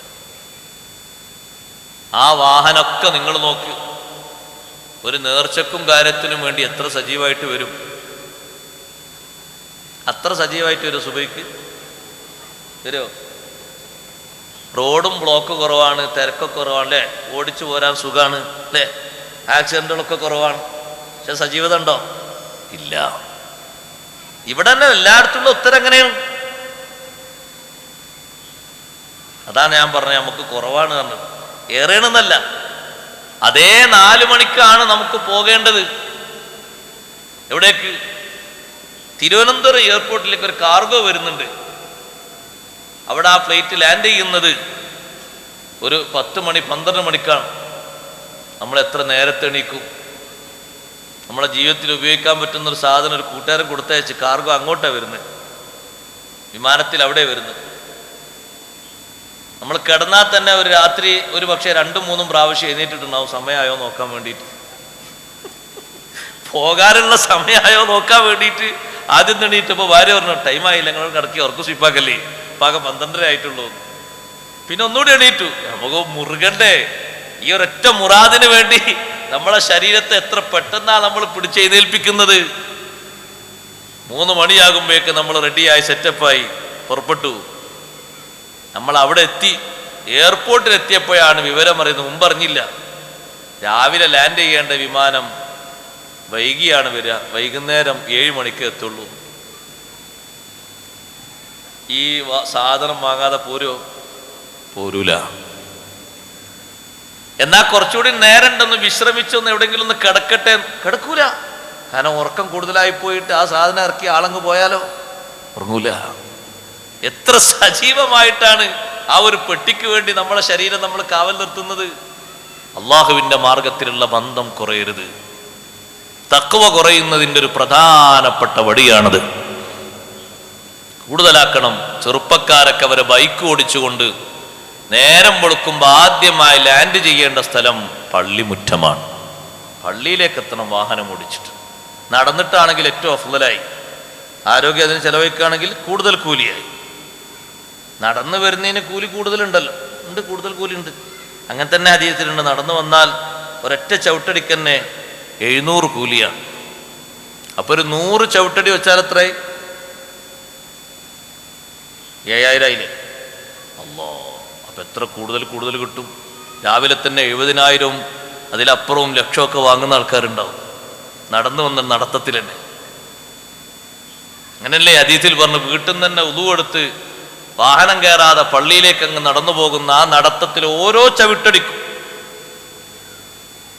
ഇത്രയും വലിയ കൂലിയാണ് അല്ലാഹു തആല കണക്കാക്കി തരുന്നതെങ്കിൽ, അത്ര വലിയ കൂലിയൊക്കെ കുറേയേറെ വാങ്ങിക്കൂട്ടേണ്ട ആൾക്കാരാണ് നമ്മൾ.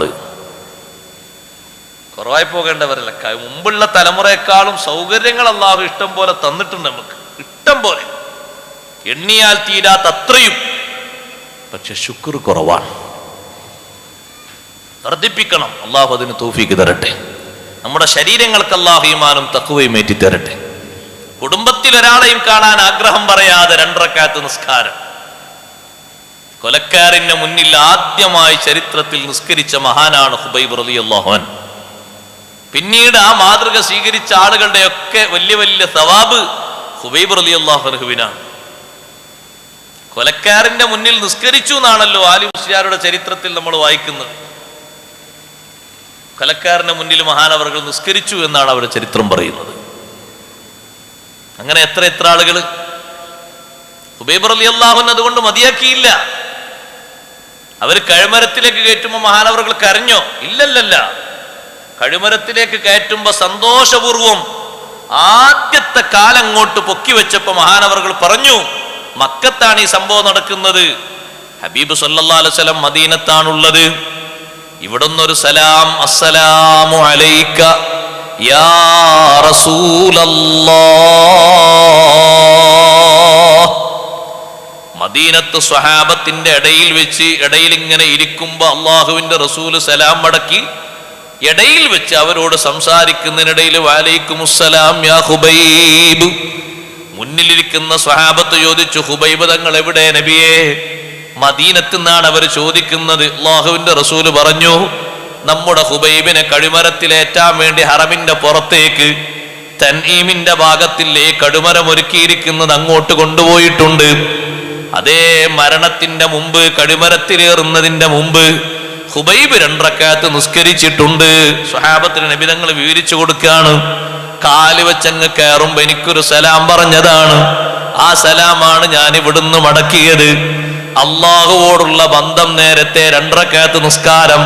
പിന്നെ ദുനിയാവിലെ ഏറ്റവും വലിയ ബന്ധം ആരോടാണ്? ആദരവായ സയ്യിദുനാ റസൂലുള്ളാഹി സ്വല്ലല്ലാഹു അലൈഹി വസല്ലമ തങ്ങളോടാണ് അവസാനത്തൊരു സലാം. മുത്തുനബി തങ്ങൾക്ക് അവസാനത്തൊരു സലാം, തിരിച്ചു മടക്കം കിട്ടുമെന്ന് ഉറപ്പുള്ള സലാം. ഒരു സലാം അങ്ങ് പറഞ്ഞില്ലേ? ഹുബൈബ് റളിയല്ലാഹു അൻഹു കഴുമരത്തിലേക്ക് അങ്ങ് മഹാനവറുകൾ കയറി. നേരെ മുകളിൽ വെച്ചുകൊണ്ട് എത്ര ധൈര്യത്തോടെയാ പറഞ്ഞത്, ഫലസ്തു ഉബാലി ഹീന ഉഖ്തലു മുസ്ലിമാ അലാ അയ്യി ജംബിൻ കാന ലില്ലാഹി മസ്റഈ വദാലിക ഫീ ദാത്തിൽ ഇലാഹി വഇൻ യശഅ യുബാരിക് അലാ ഔസാലി ശിൽവിൻ മുമസ്സഈ. മുസ്ലിമായിട്ടാണല്ലോ ഞാൻ വധിക്കപ്പെടുന്നത്, എനിക്കൊരു പരാതിയില്ല, എനിക്കൊരു പ്രശ്നമില്ല, എനിക്ക് അഭിമാനമാണുള്ളത്. മുസ്ലിമായി വധിക്കപ്പെടും എനിക്ക് സന്തോഷമാണ്. ഏത് ഭാഗത്തേക്ക് എന്റെ ശരീരം പോയി വീണാലും അള്ളാഹു എന്നെ പരിഗണിക്കും. കാരണം ഞാനിവിടെ വധശ്രമത്തിന് ഒരു പകരമായി, ഒരു പ്രതിയായി കൊണ്ടുവന്ന് എന്നെ കഴുമരത്തിലേറ്റുകയല്ല. വദാലിക ഫീ ദാത്തിൽ ഇലാഹി വഇൻ യശഅ യുബാരിക് അലാ ഔസാലി ശിൽവിൻ മുമസ്സഈ. അല്ലാഹുവിന്റെ മാർഗത്തിലാണ് ഇവരെന്നെ കഴുമരത്തിലേറ്റുന്നത്. ഇവരെന്റെ ശരീരം കഷ്ണം കഷ്ണമാക്കി മുറിച്ചാലും എന്റെ ശരീരത്തിന് അല്ലാഹു അനുഗ്രഹം ചൊരിയും. എന്റെ ശരീരത്തിന് അല്ലാഹു തആല അനുഗ്രഹം തരും. അങ്ങനെ തന്നെയല്ലേ ഉണ്ടായത്? നോക്ക് നിങ്ങൾ, ആ ശരീരത്തിന് അല്ലാഹു തആല കൊടുത്ത ബഹുമാനത്രേ. 40 ദിവസത്തോളം മഹാനവറുകൾ കഴുമരത്തിൽ അങ്ങനെ കടന്നു, ഇവർ താഴോട്ടിറക്കാതെ. ചുറ്റുഭാഗത്തും ശത്രുക്കള്, മദ്യപാനികളായിട്ട് അവർ കാവൽ നിന്നു. ഹബീബ് സല്ലല്ലാഹു അലൈഹി വസല്ലം മദീനത്ത് നിന്ന് 2 സ്വഹാബിമാരെ പറഞ്ഞയച്ചു. നമ്മളെ ഹുബൈബിനൊന്ന് കഴുമരത്തിൽ നിന്ന് താഴോട്ടിറക്കിയിട്ട് നിങ്ങളൊന്ന് മറവിക്കണം എന്ന് പറഞ്ഞിട്ട്. ആ ശരീരത്തിന് എന്തെങ്കിലും മാറ്റം ഉണ്ടായോ? 40 ദിവസമായിട്ട് ഒരു ചെറിയ മാറ്റം പോലും സംഭവിച്ചിട്ടില്ല. അതാണ് മഹാനവറുകൾ നേരത്തെ പറഞ്ഞ അവസാനമായിട്ട്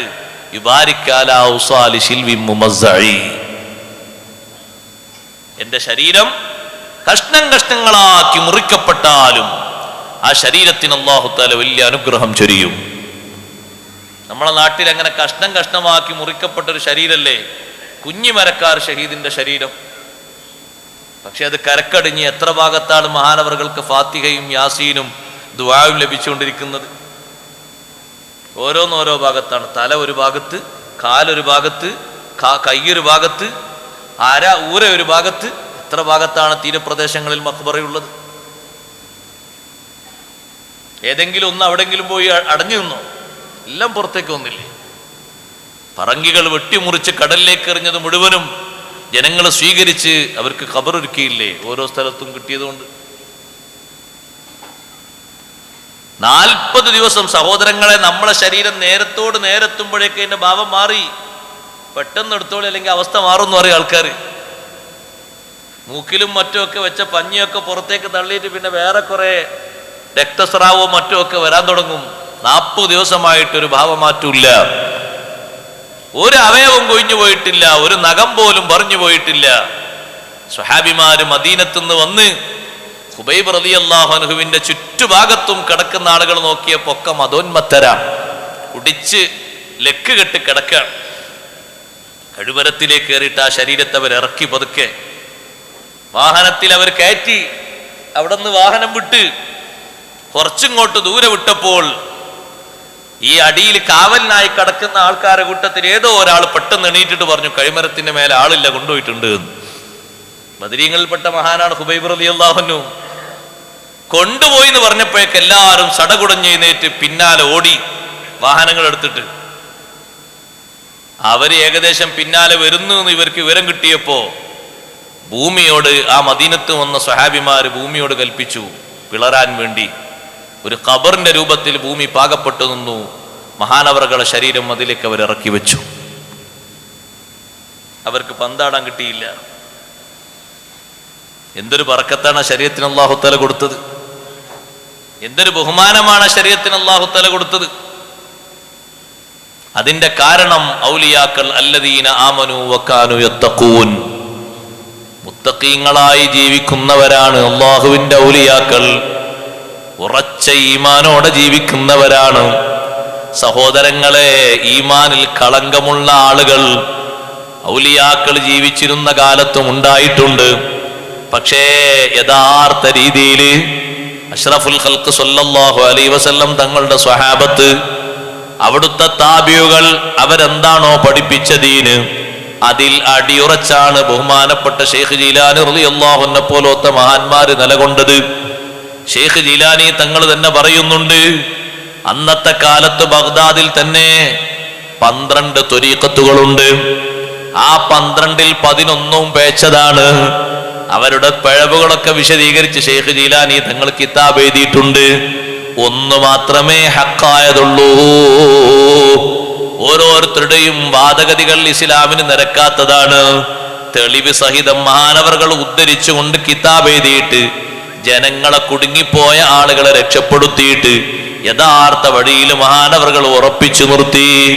ഷെയ്ഖ് അബ്ദുൽ ഖാദിർ ജീലാനി റളിയല്ലാഹു അൻഹു അഷ്റഫുൽ ഖൽഖ് സയ്യിദുനാ റസൂലുള്ളാഹി സ്വല്ലല്ലാഹു അലൈഹി വസല്ലം തങ്ങളുടെ സുന്നത്ത് പാലിക്കുന്നതിൽ, അവിടുത്തെ സ്വഭാവം പകർത്തുന്നതിൽ ഏറെ മുൻപന്തിയിൽ ജീവിച്ച മഹാനുഭാവനാണ്. തഖ്വയുടെ പ്രധാനപ്പെട്ട ഒരു മാർഗം അതല്ലേ സഹോദരങ്ങളെ? തഖ്വക്ക് 2 ധ്രുവങ്ങളുണ്ട്.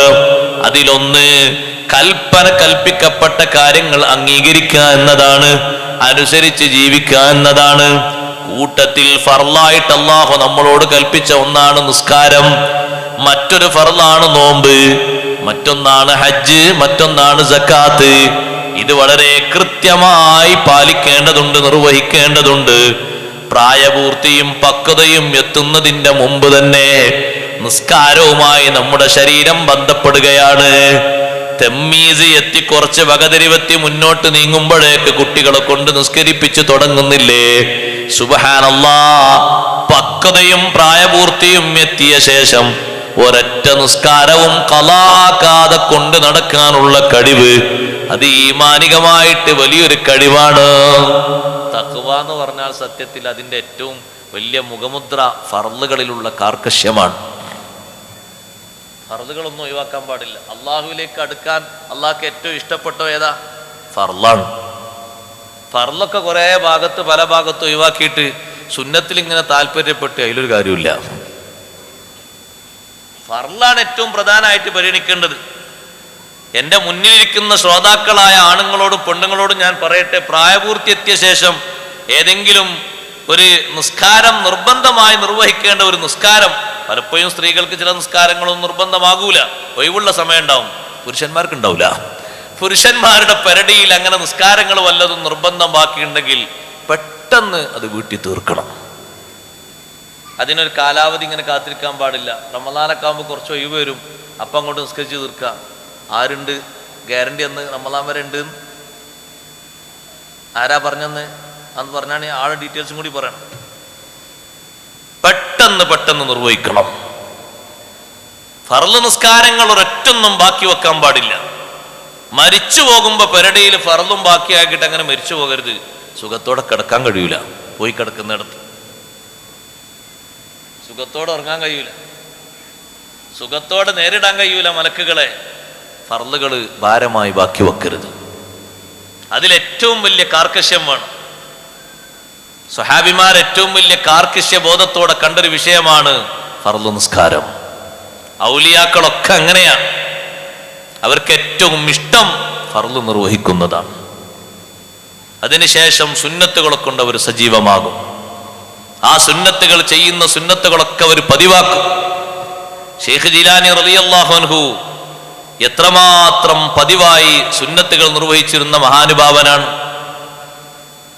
അവര് പതിവാക്കിയ സുന്നത്തുകളൊക്കെ പതിവാക്കാൻ കഴിയുമോ സഹോദരങ്ങളെ? നമുക്ക് ഏറ്റവും അധികം മഹാനവറുകൾക്ക് പതിവുള്ളൊരു സുന്നത്താണ് ഭക്ഷണം ഉണ്ടാക്കി കൊടുക്കുക എന്നുള്ള ഒരു സംഗതി. സാധുക്കൾക്ക് ഏറെ ഭക്ഷണം കൊടുക്കാൻ താല്പര്യമുള്ള മഹാനായിരുന്നു അവര്. ജനങ്ങൾ കൊണ്ടുവന്ന് കൊടുക്കുന്ന സ്വർണവും വെള്ളിയുമൊക്കെ ഡെപ്പോസിറ്റ് ചെയ്ത് സൂക്ഷിക്കാതെ മഹാനവറുകൾക്ക് സ്ഥിരമായി ദർസ് നടത്തുന്ന കേന്ദ്രത്തിൽ തന്നെ 3 പാചകക്കാരവിടെ ഉണ്ടായിരുന്നു. എന്തിനാണ് ആ 3 പാചകക്കാര്? ജനങ്ങൾ നേർച്ചയാക്കി കൊണ്ടുവരുന്ന സ്വർണവും വെള്ളിയും അതുകൊണ്ട് ഭക്ഷ്യവസ്തുക്കൾ വാങ്ങിയിട്ട് നല്ല ഭക്ഷണമുണ്ടാക്കും. ചുരുങ്ങിയ കണക്ക് പറഞ്ഞാൽ 1000 പേർക്കുള്ള ഭക്ഷണം, വലിയ കണക്ക് പറഞ്ഞാൽ 10,000 പേർക്കുള്ള ഭക്ഷണം. മിസ്കീന്മാര് ഫക്കീറുമാര് താമസിക്കുന്ന ചേരി പ്രദേശങ്ങളിൽ പോയി അവിടെ വല്ലാത്തൊരു അനൗൺസ്മെന്റ് നടത്തിയിട്ട് അവരെ വിളിച്ചുകൂട്ടും. എന്നിട്ട് ഈ ഭക്ഷണത്തിലേക്ക് ജനങ്ങളെ കൂട്ടിയിട്ട് ആളുകൾക്ക് ഭക്ഷണം കൊടുക്കും. ഷെയ്ഖ് ജീലാനി തങ്ങളോട് ഒരാൾ ചോദിച്ചു, നിങ്ങൾക്ക് ഏറ്റവും ഇഷ്ടപ്പെട്ട അമലേതാണ് എന്ന്. മഹാനവറുകൾ പറഞ്ഞു, ഫർളിന് ശേഷം എനിക്ക് ഏറ്റവും ഇഷ്ടപ്പെട്ട ഒന്ന് ഭക്ഷണം കൊടുക്കുക എന്നതാണ്. നല്ലൊരു സംഗതിയാണ്. അല്ലാഹു തആലാന്റെ അടുക്കൽ വലിയ കൂലി കിട്ടുന്നൊരു സംഗതിയാണ് ഭക്ഷണം കൊടുക്കുക എന്നത്. മുടക്കം പറയത് ശബ്ദം കേൾക്കുന്ന ഉമ്മമാരോട് ഞാൻ പറയട്ടെ, മാസത്തിൽ ഉസ്താദുമാർക്കൊരു ഭക്ഷണം അത് പാകൂല, അത് വലിയ പ്രയാസമാണ്.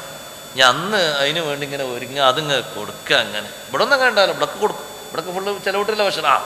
അങ്ങനെ ചില സ്ഥലത്തൊക്കെ ചെന്ന ഞാൻ ആ ഭക്ഷണം ഇങ്ങനെ കൊടുക്കാം, ആ ഡേറ്റിന് എന്നും ഇങ്ങനെ കൊടുക്കാം. എന്താ ഇങ്ങനെ നെഞ്ഞത്ത് കഴിഞ്ഞിട്ട് ഇങ്ങനെ ചൊറി ചൊറി ഇങ്ങനെ ഒരു നേരം ഒരു 3-4 ആൾക്ക് ഭക്ഷണം കൊടുക്കല്ലേ? ഇവരൊക്കെ കൊടുത്ത ഭക്ഷണം നോക്ക് നിങ്ങൾ. ഷെയ്ഖ് ജീലാനി തങ്ങൾ പറഞ്ഞു, അല്ലാഹു തആല എനിക്ക് തൗഫീക്ക് തരാണെങ്കിൽ എനിക്ക് ഏറ്റവും ഇഷ്ടം ദുനിയാവിലെ മൊത്തം സൃഷ്ടികളെയും ഒരുമിച്ച് കൂട്ടിയിട്ട് ഭക്ഷണം കൊടുക്കലാണ് എന്ന്. മൊത്തം സൃഷ്ടികളാണ് മനുഷ്യന്മാര് മാത്രല്ല, മൃഗങ്ങളും അതുപോലെ തന്നെ ഇഴജന്തുക്കളും അതുപോലെ തന്നെ പ്രാണികളും പക്ഷിമൃഗാദികളും ഇവരൊക്കെ ഒരുമിച്ച് കൂട്ടിയിട്ട് എല്ലാവർക്കും ഒരു ഭക്ഷണം ഉണ്ടാക്കി കൊടുക്കുക.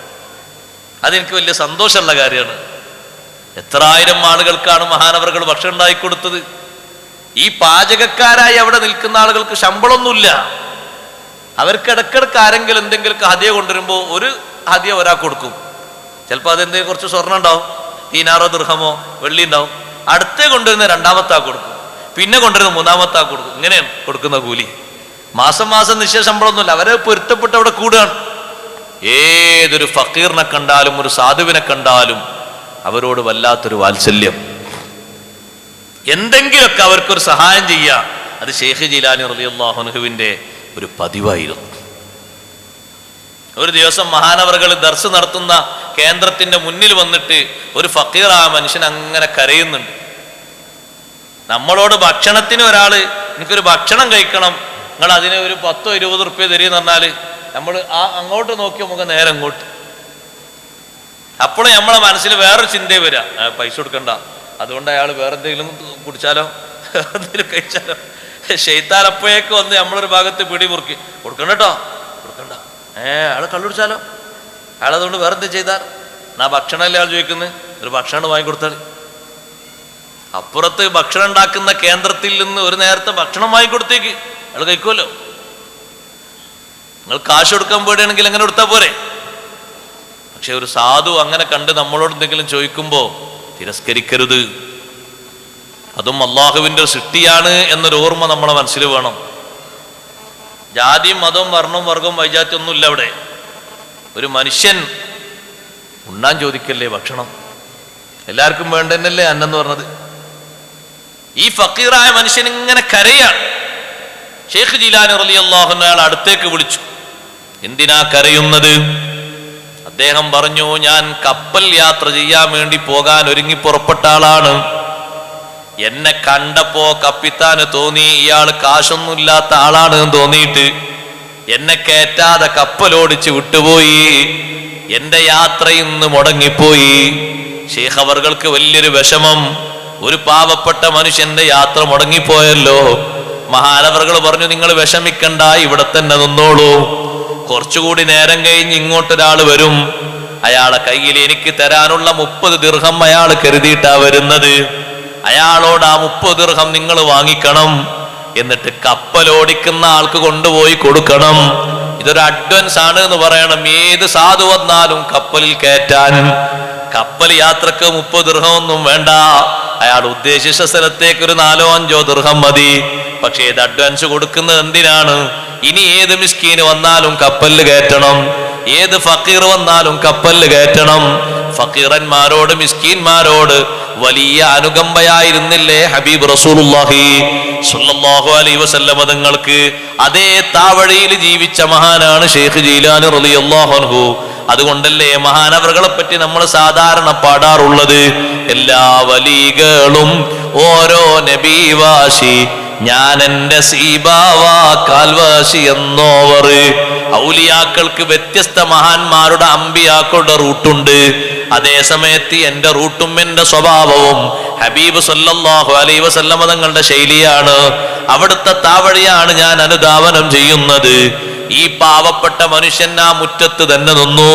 ഷെയ്ഖ് അവർകൾ പറഞ്ഞതുപോലെ ഒരാളതാ ഷെയ്ഖിനെ കാണാൻ വരുന്നു. ചോദിച്ചു, നിങ്ങളെ കയ്യിൽ 30 ദിർഹമുണ്ടോ? ഉണ്ട്, അതെനിക്ക് തരാൻ വേണ്ടി ഷെയ്ഖ് പറഞ്ഞിട്ടുണ്ട്. 30 ദിർഹം അയാൾ ഷെയ്ഖ് പറഞ്ഞു എന്ന് പറഞ്ഞപ്പോ കൊടുത്തു. ആ 30 ദിർഹവും കിട്ടിയിട്ട് ഈ പാവപ്പെട്ട മനുഷ്യൻ അങ്ങനെ നടന്നു നീങ്ങുമ്പോ അയാളെ മനസ്സിലൊരു വിചാരം വന്നു, ഞാൻ കുറെ നേരം ഇവിടെ നിന്നിട്ട് എനിക്ക് സ്വന്തമായിട്ടൊന്നും കിട്ടിയില്ലല്ലോ, ഈ 30 ദിർഹവും കപ്പിത്താന് കൊടുക്കാനുള്ളതല്ലേ എന്നയാളെ മനസ്സിൽ ഇങ്ങനെ ഒരു ആശങ്ക. എനിക്കിപ്പോ എന്താ കിട്ടിയത്? ഈ 30 അങ്ങോട്ട് കൊടുക്കാനുള്ളതല്ലേ? ഷെയ്ഖ് അവർകളെ അയാളെ വിളിച്ചു, പിന്നെയും വിളിച്ചു, വരീന്നുണ്ട്. നിങ്ങളെ മനസ്സിൽ വല്ലാത്ത വിഷമമുണ്ടല്ലേ, എങ്ങൾക്കൊന്നും കിട്ടിയില്ല? അതെ, എനിക്കൊന്നും കിട്ടിയില്ല എന്നൊരു വിഷമം വന്നുപോയി. ഷെയ്ഖ് ജീലാനി റളിയല്ലാഹു അൻഹു കുപ്പായം അയച്ചിട്ട് കൊടുത്തിട്ട് പറഞ്ഞു, ഇത് മാർക്കറ്റിൽ കൊണ്ടുപോയി വിറ്റോളൂ, ഒരു വിലക്ക്, കിട്ടുന്ന വില നിങ്ങൾ എടുത്തോളി. അത് നിങ്ങൾക്ക് ധരിച്ചിരുന്ന കുപ്പായാണ് ഊരിക്കൊടുത്തത്, ഇതിന് കിട്ടുന്ന വില നിങ്ങൾ എടുത്തോളി, നിങ്ങൾക്കൊന്നും കിട്ടിയില്ല എന്നാ കണ്ടല്ലോ, സന്തോഷത്തോടെ പോയിക്കോളൂ. ഒരു മനുഷ്യന്റെ മനസ്സിൽ ഒരു സന്തോഷം ഉണ്ടായി കൊടുക്കുക എന്നുള്ളത് അമലുകളുടെ കൂട്ടത്തിൽ വലിയൊരു അമലാണ്, വലിയ കൂലി കിട്ടുന്ന അമലാണത്. ഔലിയാക്കളുടെ സ്വഭാവം നോക്ക്, നിങ്ങളൊരു പാവപ്പെട്ട മനുഷ്യന്റെ മനസ്സ് എത്രമാത്രം അവർ സന്തോഷിപ്പിച്ചു, എത്രമാത്രം അവർ റാഹത്താക്കി.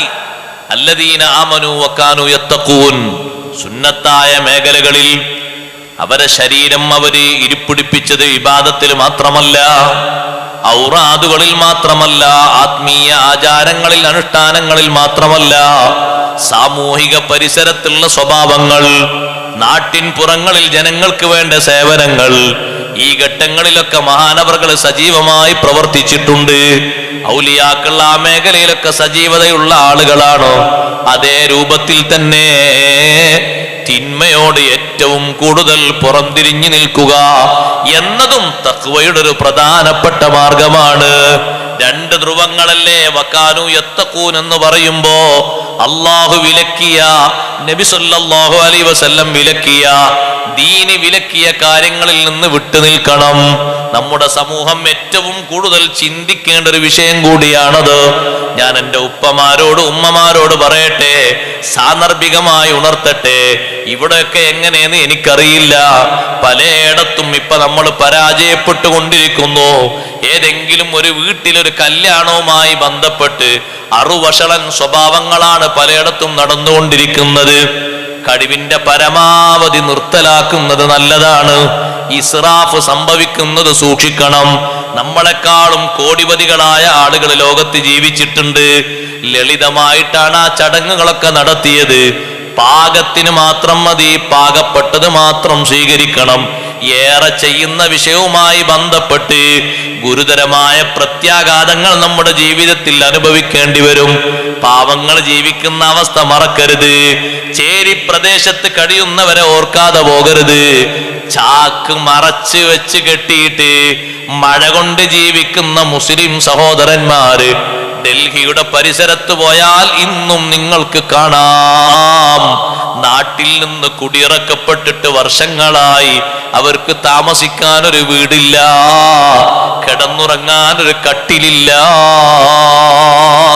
അപ്പോഴാണ് ആർഭാടങ്ങളുമായി മുന്നോട്ട് നീങ്ങുന്ന നമ്മുടെ അവസ്ഥ ഏറ്റവും മോശപ്പെട്ട അവസ്ഥയാണത്.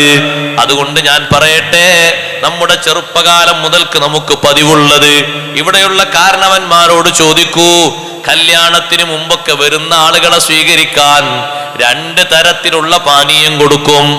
ഒന്ന് മധുരമുള്ളത്, ഒന്നും മധുരമില്ലാത്തല്ലേ.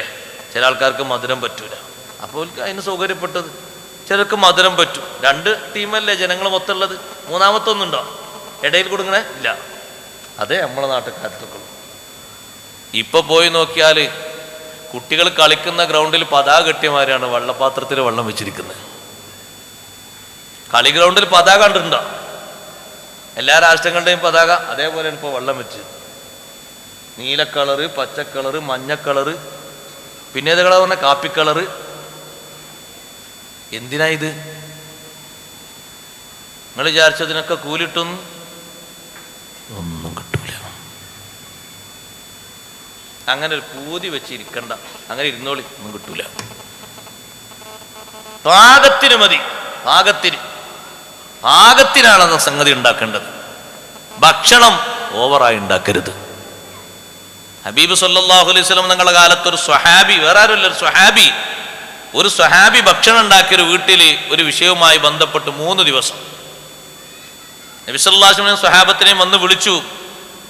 നബി, എൻ്റെ വീട്ടിൽ ഒരു സൽക്കാരവുമായി ബന്ധപ്പെട്ട് ഭക്ഷണം ഉണ്ടാക്കിയെന്ന് പറഞ്ഞു.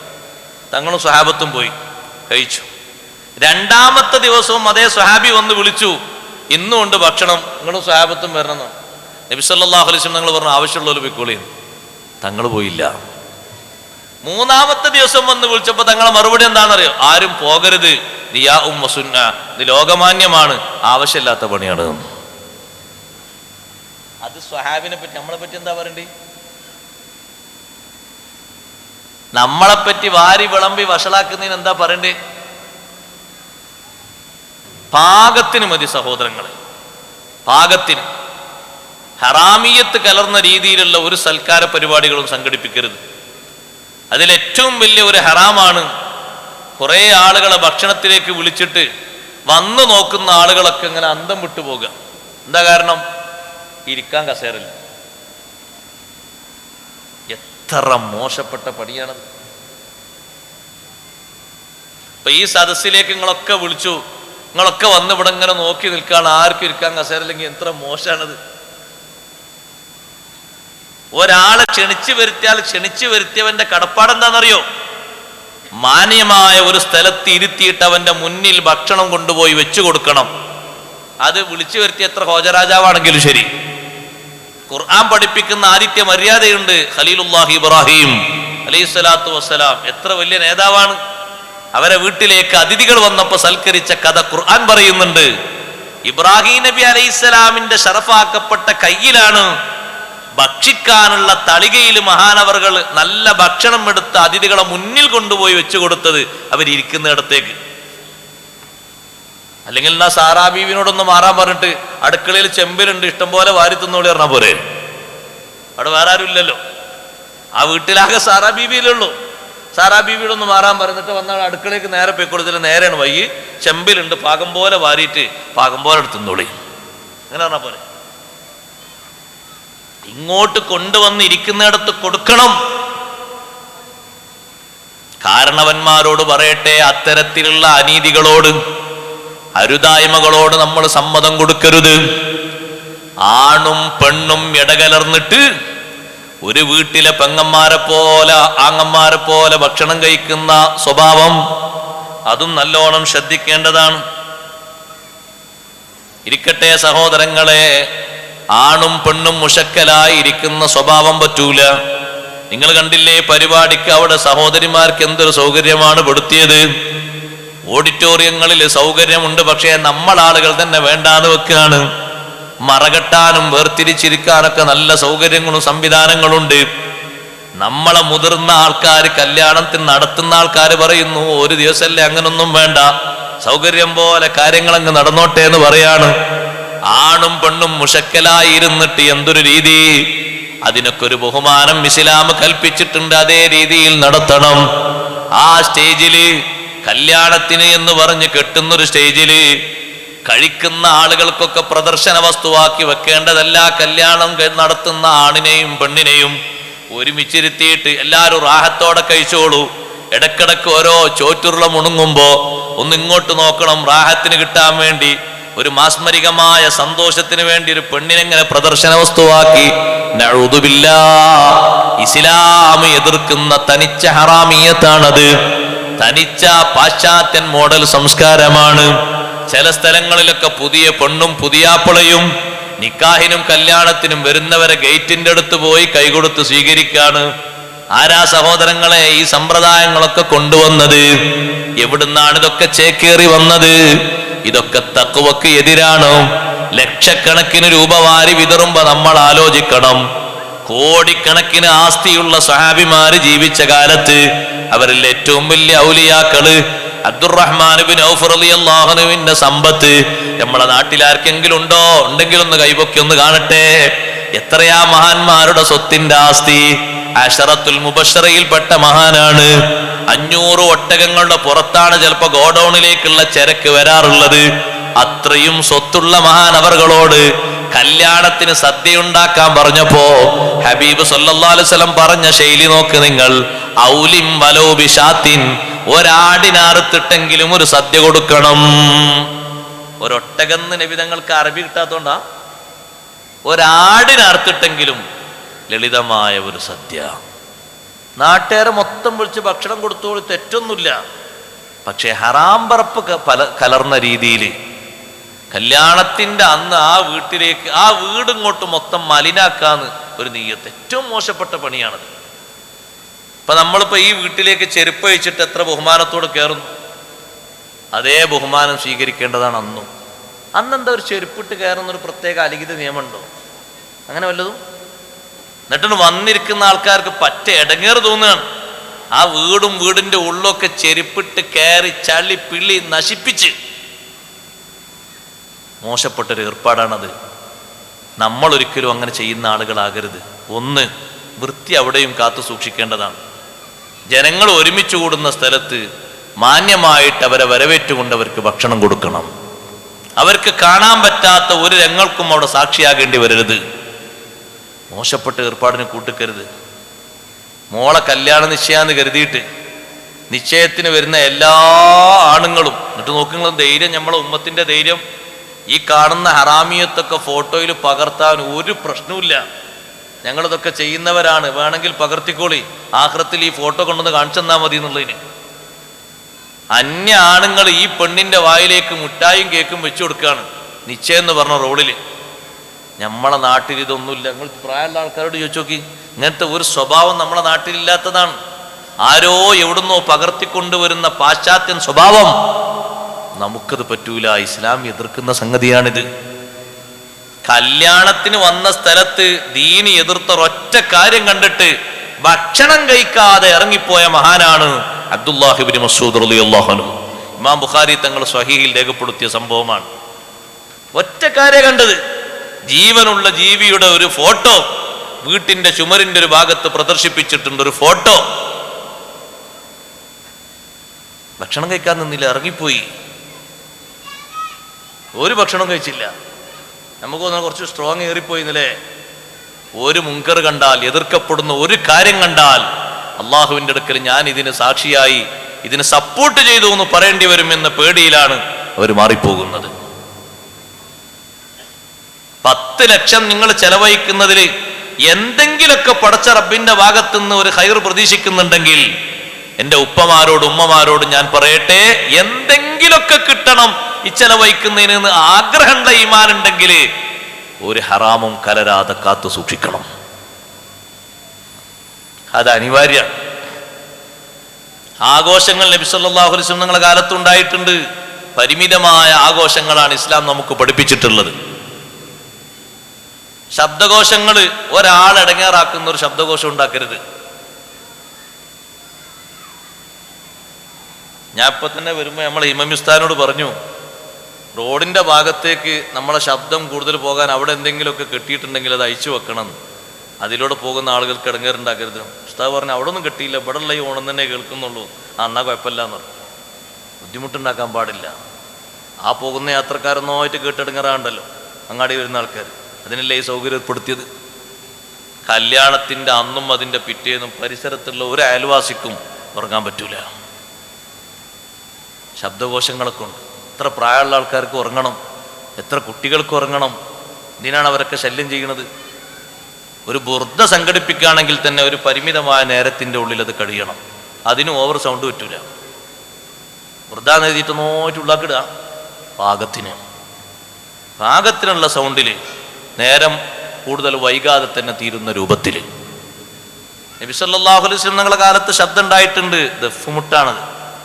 റുബയ്യ ബീവി റളിയല്ലാഹു അൻഹയുടെ കല്യാണത്തിന് ഹബീബ് സല്ലല്ലാഹു അലൈഹി വസല്ലം തങ്ങൾ വന്നത് ഇമാം ബുഖാരി തങ്ങൾ റിപ്പോർട്ട് ചെയ്യുന്നു ഹദീസിൽ. ചെറിയ കുട്ടികൾ ദഫ്മുട്ടി പാട്ട് പാടുന്നു. കട്ടിലിൽ ഇരുന്നു കൊണ്ടാണ് നബി സല്ലല്ലാഹു അലൈഹി വസല്ലം അവർ ദഫ്മുട്ടും പാട്ടും കേട്ടത്. അത് ഇസ്ലാം നമുക്ക് അനുവദിച്ചതാണ്. പുതിയാപ്പിള ഇങ്ങനെ വീട്ടിൽ നിന്ന് ഇറങ്ങാം, മൂലീറിനേക്കോളം നല്ല പുതിയാപ്പിള ഇറങ്ങാണ്, ദഫ് മുട്ടിയിട്ട് നല്ല സന്തോഷത്തോടുകൂടെ ഒരു കാറിലേക്ക് കയറ്റുക. ആ ഭാര്യ വീട്ടിൽ പുതിയാപ്പിള എത്തുമ്പോൾ ദഫ് മുട്ടിയിട്ട് അവിടെ വരവേൽക്കാൻ സ്വീകരിക്കാണ്. സുന്നത്തല്ലേ, എന്തായാലും കുഴപ്പം? നല്ലതല്ലേ, ഇസ്ലാം പഠിപ്പിച്ചതല്ലേ. ഇസ്ലാം നമ്മളോട് ഉൾക്കൊള്ളാൻ പറഞ്ഞ പാകപ്പെട്ട ശൈലിയിൽ അത് മതി. അതിൻ്റെ അപ്പുറം വിട്ടുപോകരുത്, കടന്നു പോകരുത്. നമ്മൾ ശ്രദ്ധിക്കണം. പിന്നെ പലതും അതിൽ വന്നുകൂടും. ഇപ്പൊ നോക്ക് നിങ്ങൾ, നമ്മളെ സഹോദരിമാരൊക്കെ നല്ല ഹയാവോടെ നല്ല പെരുമാറ്റത്തോടെ മാറി നിന്നിരുന്നു. നമ്മുടെ ആൾക്കാരെന്നെ അവരെ മുന്നിൽ കൊണ്ടുവന്ന് ഇരുത്താൻ തുടങ്ങി. എന്തിന്? നിക്കാഹിന് ഫസ്റ്റ് സൊഫില് നിങ്ങൾ ഇരുന്നോളി, അതൊന്നും പ്രശ്നമല്ല. അപ്പം എന്താ ഈ പരിപാടിക്ക് പകുതിയിലുണ്ട് സഹോദരിമാർ ഇരുത്തിയാൽ പോരെ? ഞാൻ നിങ്ങളുടെ നാട്ടിലെ പെണ്ണുങ്ങൾ നോക്കിയിട്ട് ഒരു പെണ്ണിനെ കൊണ്ടുപോകുന്നില്ല, ഇവിടെ കൊടുത്തിരുത്തിയാൽ പോരെ? എന്തിനാ ഒരു ഡിവൈഡാക്കി വെച്ച്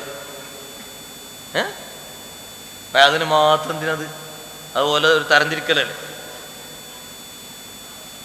അവർക്കൊരു ഹയാവും ഒരു നല്ല സ്വഭാവമൊക്കെ ഉണ്ടായിരുന്നു. നമ്മളായിട്ടത് കെടുത്തിക്കളയരുത്, ആണുങ്ങളായിട്ടത് കെടുത്തിക്കളയരുത്. നിക്കാഹിന് വന്നിരിക്കുന്ന ഉസ്താദുമാരൊക്കെ ഈ സഹി കെട്ടുകൊണ്ട് ഇറങ്ങിപ്പോകുമ്പോൾ നമുക്ക് അല്ലാഹുത്തആല തന്ന കുറച്ച് മഞ്ഞന്റെ പേരിൽ നമ്മൾ പിന്നെ പ്രയോഗിക്കണം എന്താണെന്നറിയാം. അങ്ങനെ ഇപ്പൊ എൻ്റെ മോളെ കല്യാണത്തിന് നിക്കാഹിക്കാതെ ഒരു തങ്ങളൊരു ഉസ്താദും പോയോ? ഇനി അയാളെ ജീവിതം ഒന്ന് കെടുത്തിയിട്ടേ ഇനി നമുക്ക് റായത്തുള്ളൂ. ഇനി അതാ പരിപാടി. അത് ശരി, ഞാനൊരു 10 പെണ്ണുങ്ങളെ മുന്നിൽ കൊടുന്ന് ഇരുത്തിയിരുത്തിയിട്ട് അയാൾ അങ്ങോട്ട് നോക്കാതെ ഇതിങ്ങനെ ചൊല്ലിക്കൊടുത്താൽ പോരെ എന്നാണ് ഇയാൾ പറഞ്ഞത്. അങ്ങോട്ട് നോക്കണ്ട അയാൾ, അതവിടെ ഇരുന്നോട്ടെങ്ങനെ, എനിക്ക് കാണാനല്ലേ കൊടുത്തിരുത്തിയേ. എങ്ങനെ സഹോദരങ്ങളെ അതിന് സംബന്ധിക്കും? പടച്ച റബ്ബ് ചോദിക്കൂലേ ഇയാളോട്? ഈ വന്നിരുന്ന ആളോട് കിതാബെന്തൊക്കെ ഓതിയതല്ലേ നിങ്ങളും ചോദിക്കൂലേ?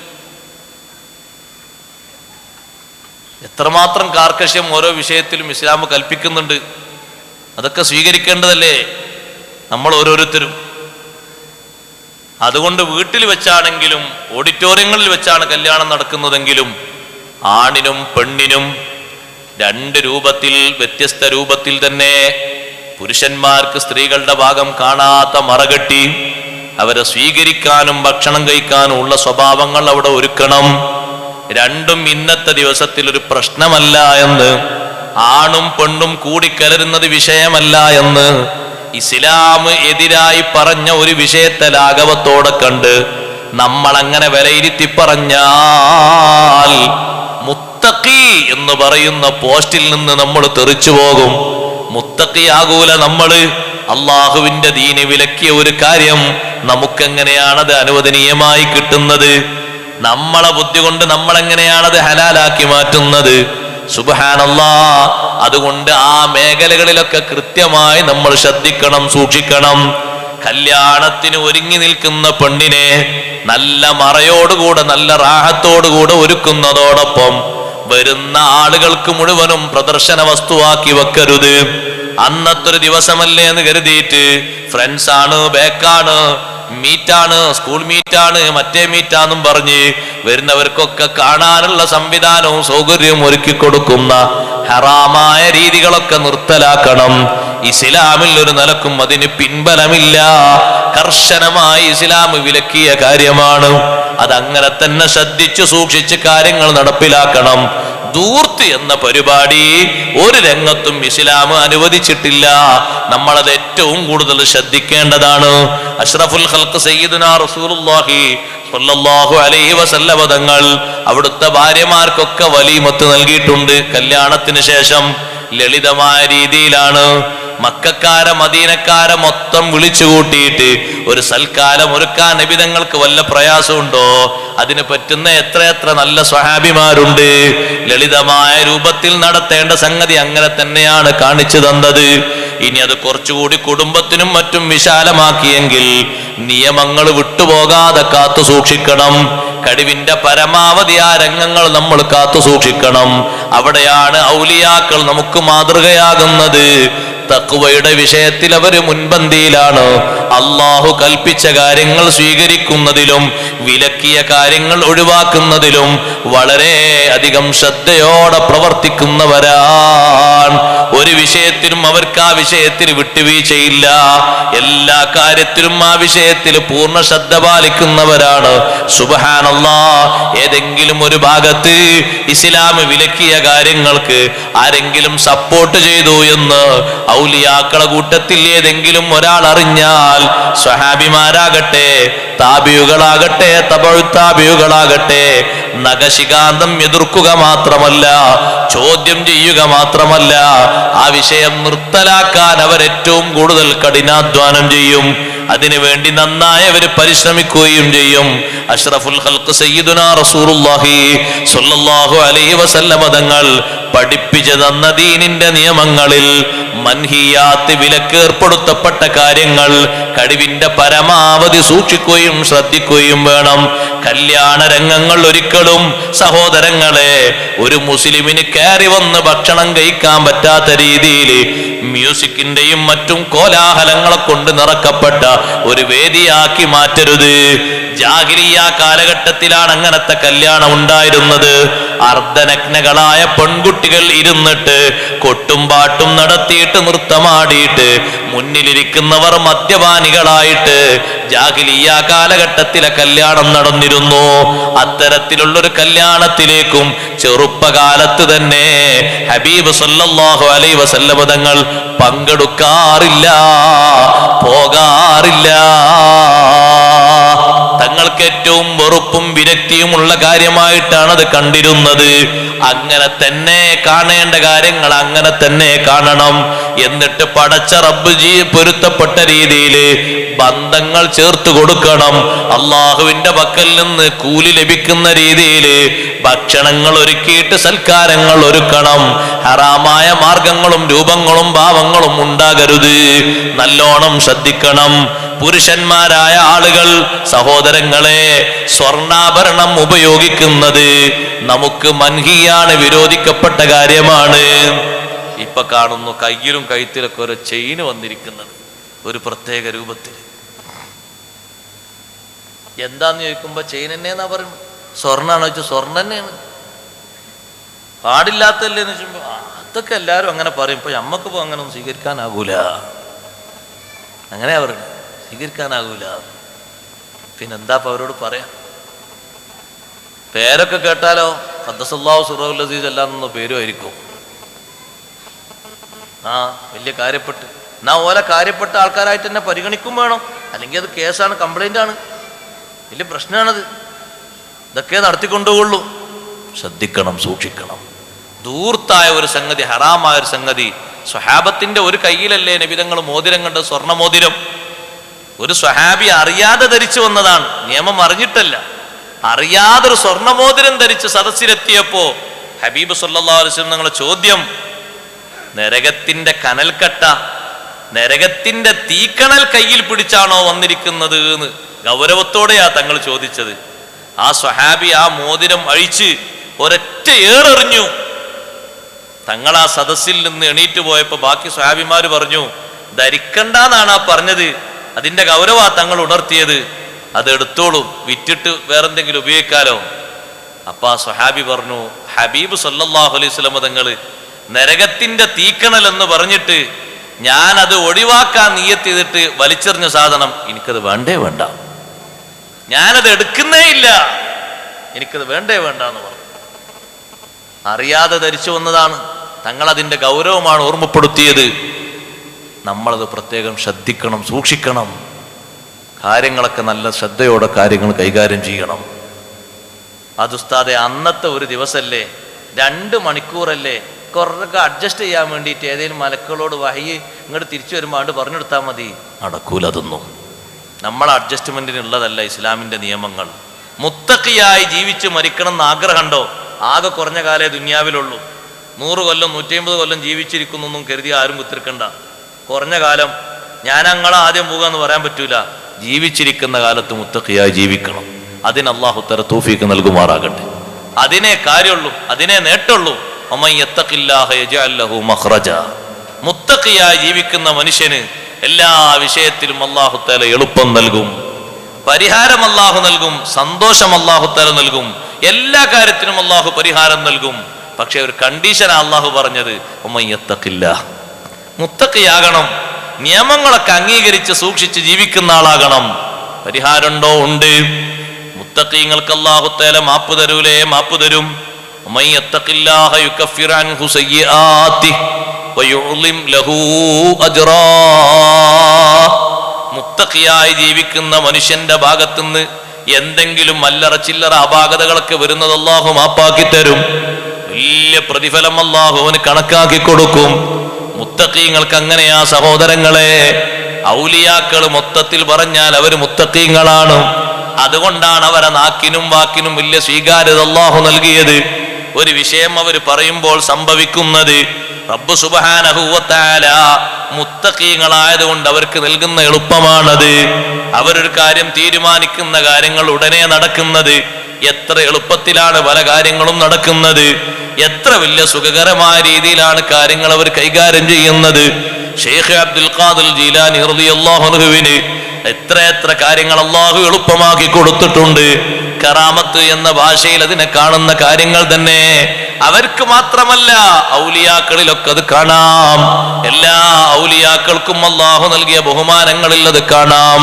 ബഹുമാനപ്പെട്ട സയ്യിദുനാ ഉമർ ഇബ്നുൽ ഖത്താബ് റളിയല്ലാഹു അൻഹു വലിയ മഹാനുഭാവനല്ലേ? ആ മഹാനുഭാവൻ ഭരിക്കുന്ന കാലത്തല്ലേ മിസ്ർ ഭരിച്ചുകൊണ്ടിരിക്കുന്ന അംർ ഇബ്നുൽ ആസ് റളിയല്ലാഹു അൻഹു. ഇന്നും നിങ്ങൾ മിസ്റിൽ പോയി നോക്കൂ, വലിയ ഒരു പള്ളി കാണാം അംർ ഇബ്നുൽ ആസ് റളിയല്ലാഹുവിന്റെ പേരില്. എത്ര വലുപ്പമാണ് ആ പള്ളി എന്നറിയോ? ജാമി അംർ ഇബ്നുൽ ആസ് റളിയല്ലാഹു അൻഹു എന്ന ഒരു പള്ളി അവിടെ കാണാം. മഹാനവറുകൾ ഭരിക്കുന്ന കാലത്ത് നിർമ്മിച്ചൊരു പള്ളിയാണത്. അംർ ഇബ്നുൽ ആസ് റളിയല്ലാഹു അൻഹു ഒരിക്കൽ പുറത്തിറങ്ങിയപ്പോ ജനങ്ങളെല്ലാവരും ഒരുമിച്ച് കൂടിയിട്ട് ഒരു 16-17 വയസ്സുള്ള നല്ല സുന്ദരിയായ ഒരു പെണ്ണിനെ ഒരുക്കി ചമയിച്ച് റെഡിയാക്കി ആഭരണങ്ങളൊക്കെ നൽകി നല്ല വസ്ത്രങ്ങളൊക്കെ അണിയിച്ച് അതേ നൈലിന്റെ തീരത്തേക്ക് ആനയിച്ചു കൊണ്ടുപോകുന്ന ഒരു സ്വഭാവം. ബഹുമാനപ്പെട്ട അംർ ഇബ്നുൽ ആസ് റളിയല്ലാഹു അൻഹു ചോദിച്ചു, ഇതെന്താണ്? അവര് പറഞ്ഞു, 2 പ്രാവശ്യം ഈ നൈലിനൊരു സ്വഭാവമുണ്ട്. ചില ഭാഗത്തേക്ക് അതിന്റെ ഒഴുക്ക് നിലക്കും. അങ്ങനെ നിലക്കുമ്പോ ഒഴുക്ക് കിട്ടി ജനങ്ങൾക്ക് വെള്ളം സുഗമമായി കിട്ടാൻ വേണ്ടി നൈലിലേക്ക് ഞങ്ങൾ കൊണ്ടുപോയി സമർപ്പിക്കുന്ന ഒന്നാണ് ഈ കാണുന്ന പെൺതരി. ഈ ശരീരം കൊണ്ടുപോയി അങ്ങ് സമർപ്പിക്കാണ്. പിന്നെ ആ ശരീരം തിരിച്ചു കിട്ടുകയില്ല. അതങ്ങനെ കൊണ്ടുപോകുന്നു. രക്തസായ ശൈത്താന് അതിനെ പിടിച്ച് ശൈത്താന് നല്ല സന്തോഷവും സമാധാനവും നൽകുന്ന ഈ ഒരു അവസ്ഥയുണ്ട് എന്നവര് പറഞ്ഞപ്പോ ബഹുമാനപ്പെട്ടവര് പറഞ്ഞു, ആ പണി ചെയ്യരുത്. ഖലീഫയോട് ഞാനൊന്ന് വിവരം പറയട്ടെ, ചോദിക്കട്ടെ. ഖലീഫയുണ്ടല്ലോ മദീനയില്, ഉമർ ഇബ്നുൽ ഖത്താബ് റളിയല്ലാഹു അൻഹു ഈ വിവരങ്ങളൊക്കെ വെച്ചുകൊണ്ട് മഹാനവറുകൾ കത്തെഴുതി. ഉമർ ഇബ്നുൽ ഖത്താബ് റളിയല്ലാഹു അൻഹു മറുപടി പറയുന്നത്, അത് ജാഹിലിയ്യ കാലഘട്ടത്തിലെ സംസ്കാരമാണ്, ഇസ്ലാമിൽ അത് പറ്റുകയില്ല. അതുകൊണ്ടൊരു കാര്യം ചെയ്യണം, എന്റെ ഈ കത്തവിടെ വന്നാല് വെള്ളം നിലച്ചുപോയ ഭാഗങ്ങളില്ലേ, ആ ഭാഗത്ത് കൊണ്ടുപോയി നൈൽ നദിക്ക് ഈ കത്തങ്ങ് കൊടുക്കണം. എന്റെ ഈ കത്തിൽ പറയുന്നത് പോലെ നൈൽ നദി അനുസരിക്കും. എന്താണ് ആ കത്തിലുള്ളത് എന്ന് അംർ ഇബ്നുൽ ആസ് റളിയല്ലാഹു അൻഹു കത്തവിടെ സമർപ്പിക്കുമ്പോ നോക്കുന്നത് 2 വരിയാണ് ആ കത്തിൽ എഴുതിയിരിക്കുന്നത്. അയ്യുഹൻ നീൽ, ഓ നൈൽ നദി, ഇൻ കുൻത തജ്രി ബി അംരിക ഇൻ കുൻത തജ്രി ബി ഖുദ്റതിക, നിന്റെ കഴിവനുസരിച്ച് നിന്റെ സ്വന്തം അഭിപ്രായം അനുസരിച്ചാണ് നീ ചലിക്കുന്നതെങ്കിൽ ഫലാ തജ്രി, നീ ചലിക്കേണ്ടതില്ല, നീ ഒഴുകേണ്ടതില്ല. വ ഇൻ കുൻത തജ്രി ബി അംരില്ലാ, നിന്നെ പടച്ചത് അല്ലാഹുവല്ലേ, അല്ലാഹുവിന്റെ നിശ്ചയപ്രകാരമാണോ നീ ഒഴുകുന്നത്, എന്നാൽ നീ അങ്ങ് ഒഴുകണം. വാന ഖലീഫത്തുല്ലാഹി ഫിൽ അർളി, ഇത് പറയാ ഞാൻ ആരാണെന്നാണോ ചോദ്യം? ഞാൻ അല്ലാഹുവിന്റെ ഭൂമിയിലെ ഖലീഫയാണ്. ഞാൻ അതിനോട് പറയുന്നത് ഒഴുകണമെന്ന്, ഒഴുകിക്കോളണം. ആ കത്ത് കൊണ്ടുപോയി നൈൽ നദിയിലേക്ക് സമർപ്പിച്ചു. പിന്നീട് ഒഴുക്ക് നിലച്ചിട്ടില്ല. ഇന്ന് വരെ നൈലിന് അങ്ങനത്തെ ഒരു സ്വഭാവം ഉണ്ടായിട്ടില്ല. എന്താണ് അല്ലാഹു അവർക്ക് നൽകുന്ന എളുപ്പം നോക്ക് നിങ്ങൾ. ഒരു കത്തിലൂടെയല്ലേ വർഷാവർഷം ഒരു പെൺകുട്ടിയെ പിശാചാകുന്ന രക്തരക്ഷസിന് കൈമാറുന്ന ദുസ്വഭാവം, ദുരാചാരം, അത് നിർത്തുന്നതിന് വേണ്ടി സഹോദരങ്ങളെ ഉമർ ഇബ്നുൽ ഖത്താബ് റളിയല്ലാഹു അൻഹുവിന്റെ ഒരു എഴുത്ത്, ഒരു കത്തിലുള്ള 2 വരി നൈൽ നദി അത് സ്വീകരിച്ചില്ലേ? നൈൽ നദിക്ക് അറിയാം ഈ കത്ത് എഴുതിയ ആളെ ഞാനും അനുസരിക്കണം. കാരണം ഭൂമിയിലെ ഖലീഫ എന്നല്ലേ പറഞ്ഞത്, ഭൂമിയിലൂടെ ഒഴുകിക്കൊണ്ടിരിക്കുന്ന ഒരു നദിയാണല്ലോ ഞാന്. ഖലീഫ പറഞ്ഞത് ഞാനും കേൾക്കേണ്ടതാണ്. ഖലീഫ ആരാണ്? മുത്തഖിയായ മഹാനാണ്. മുത്തഖീങ്ങൾക്ക് അല്ലാഹു നൽകുന്ന എളുപ്പമാണ്. അങ്ങനെയാണ് അവർ പറയുന്ന വാക്കിന് സ്വീകാര്യത. അവർക്ക് കാര്യങ്ങൾ ചോദിക്കുമ്പോഴേക്ക് അതിന് മറുപടി സുഗമമായ രൂപത്തില്, അവരുദ്ദേശിക്കുന്ന രൂപത്തില്, ജനങ്ങൾ ഉദ്ദേശിക്കുന്ന രൂപത്തിൽ അത് കിട്ടിക്കൊണ്ടിരിക്കുന്നു. അതിനാണ് സഹോദരങ്ങളെ അല്ലാഹു തൊട്ട് താഴെ പറയുന്നത് ലഹുമുൽ ബുശ്റാ ഫിൽ ഹയാത്തിദ് ദുനിയാ വഫിൽ ആഖിറ. ആ ഔലിയാക്കളായ മഹാന്മാരില്ലേ, അവർക്ക് ദുനിയാവിന്റെ ജീവിതത്തിൽ സന്തോഷമുണ്ട്. വഫിൽ ആഖിറതി, പരലോകത്തും അവർക്ക് സന്തോഷമുണ്ട്. 2 ലോകത്തും അവർക്ക് സന്തോഷമാണ്.